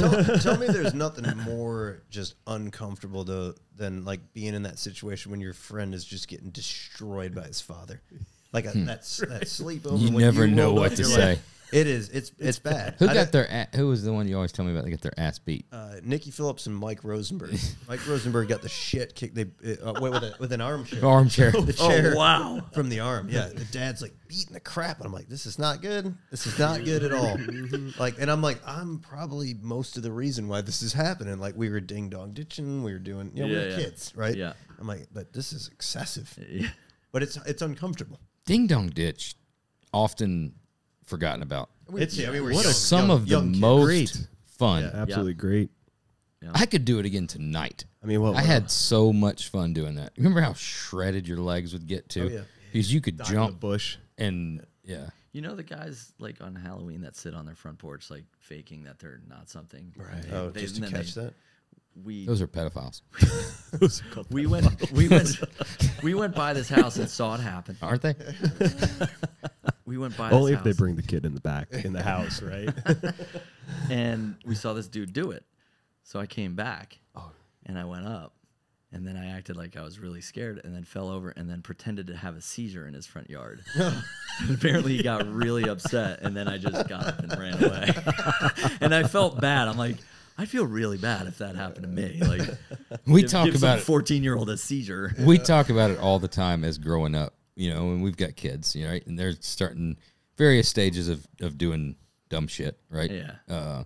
And my house, I've talked about it on this. My house got egged not too long ago, right? Maybe a year and a half ago, Yeah. whatever. And but we talk about things like that we did. I'm not going to go into all the details of things we did as kids. However, there's some of those things that were to happen today as homeowners that Catastrophic. it'd be catastrophic. Like, Right.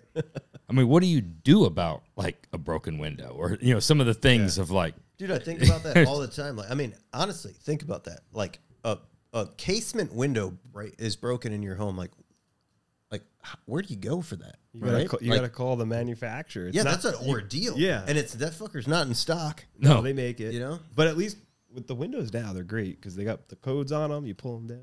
You just read them the code. And yeah, I know from experience. 'cause I it guess broke. my- So I haven't been in the. It I've takes- been on the. my on the point other is I side of it. don't want to have to deal with the hassle. Yeah, Of, Oh, for I don't sure. I don't really want to like have to go and sand a little tire track in the yard the next morning, Right. right? Right. And Yeah, because we did way worse than that. How many front yards did we drive through? With yeah. Dude, a mailbox. That's a project. That's a Saturday project. If you have to cement that thing, I've done it.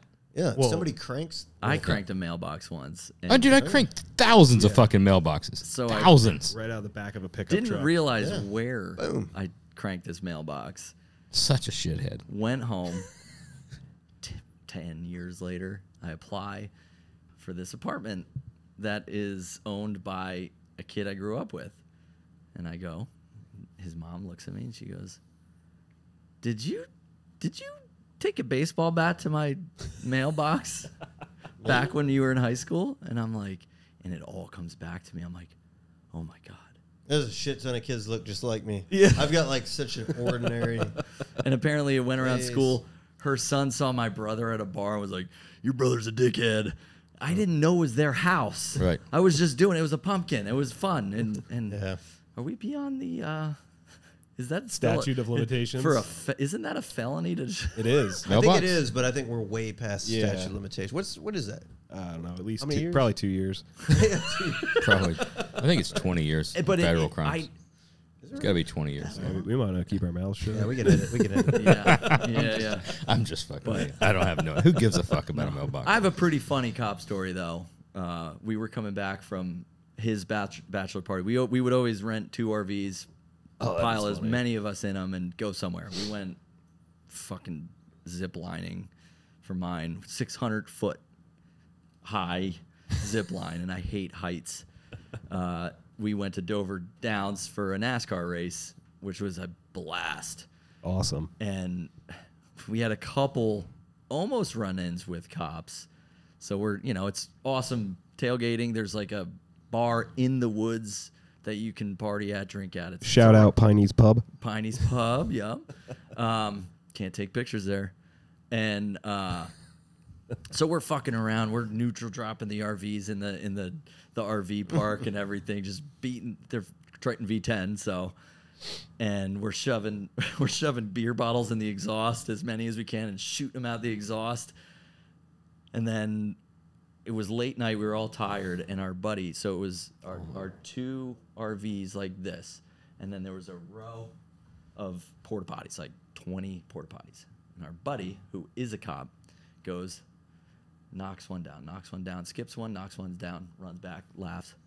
The one that they didn't knock over, there was a person in it that he didn't push over. And then the cops come around. They're like, someone called the cops saying you're pushing over porta potties. We saw them too. We were like, stop doing it. And they ran off. Meanwhile, Our buddy was like, I'm going to bed. yeah. Meanwhile, we pushed a porta potty. You know what's funny? When you get a row of porta, if you're like in a situation like that, just write out of order on it. Oh, it yeah. becomes Yeah. your porta potty. If you want to use one, who the fuck is gonna check out why that thing is out of order? We'd be Construction sitting there. workers do.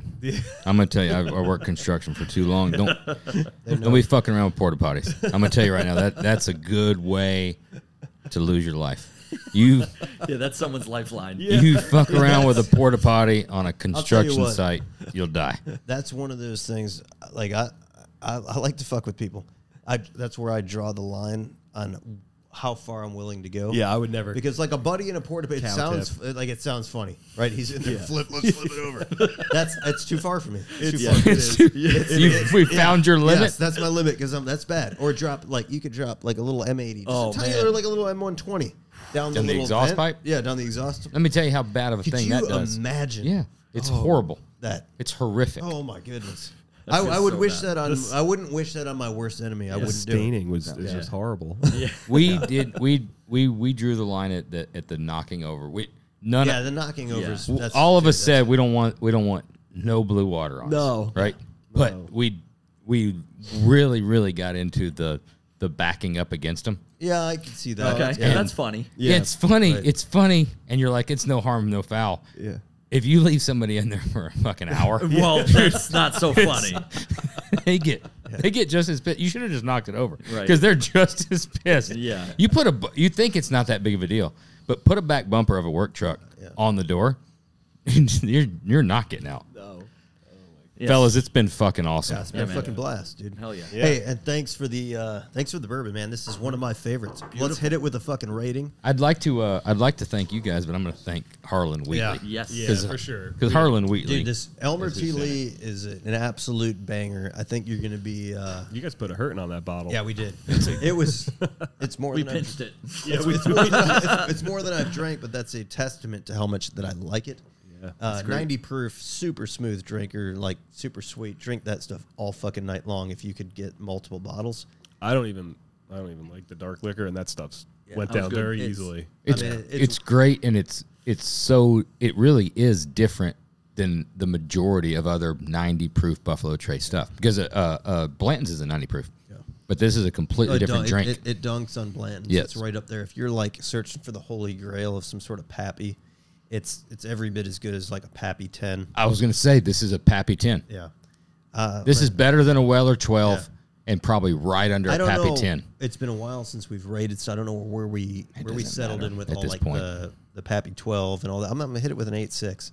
Whoa. Yeah, because it's at the top. It's probably. I mean, I'm honestly sits in my top 5. Dude. Yeah. Yeah, in my top Badass. 5. It's. I'm going it's 8.5. one I'm going of the- 8.5. It's one of the That's best. still over 8. Anything over 8's a winner. Oh, if you right? get over, Right? yeah, if you get over 8, you're doing. Yeah. Especially when you get over 8.5.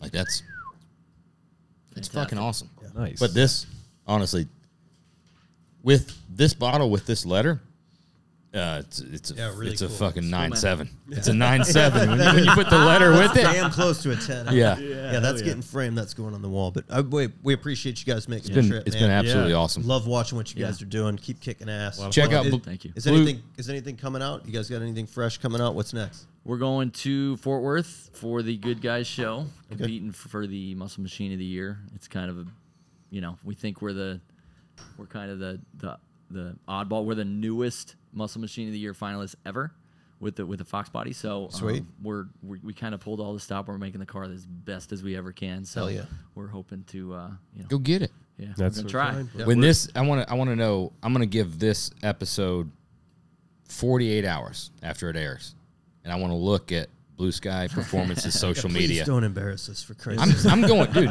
It's going to be 1,800. I don't It's want going to you be to joke. It's funny, you joke. You're like, we'll get 3 more followers. Please. Crank those fucking numbers. Oh, it needs to be go. it needs to be fucking let's nuts. go. It needs to be nuts. Yeah, we appreciate you Yeah, guys coming this out, man. was This is fun. fantastic. So much fun. Yeah. Awesome, fellas. See you again next week. Thanks, guys.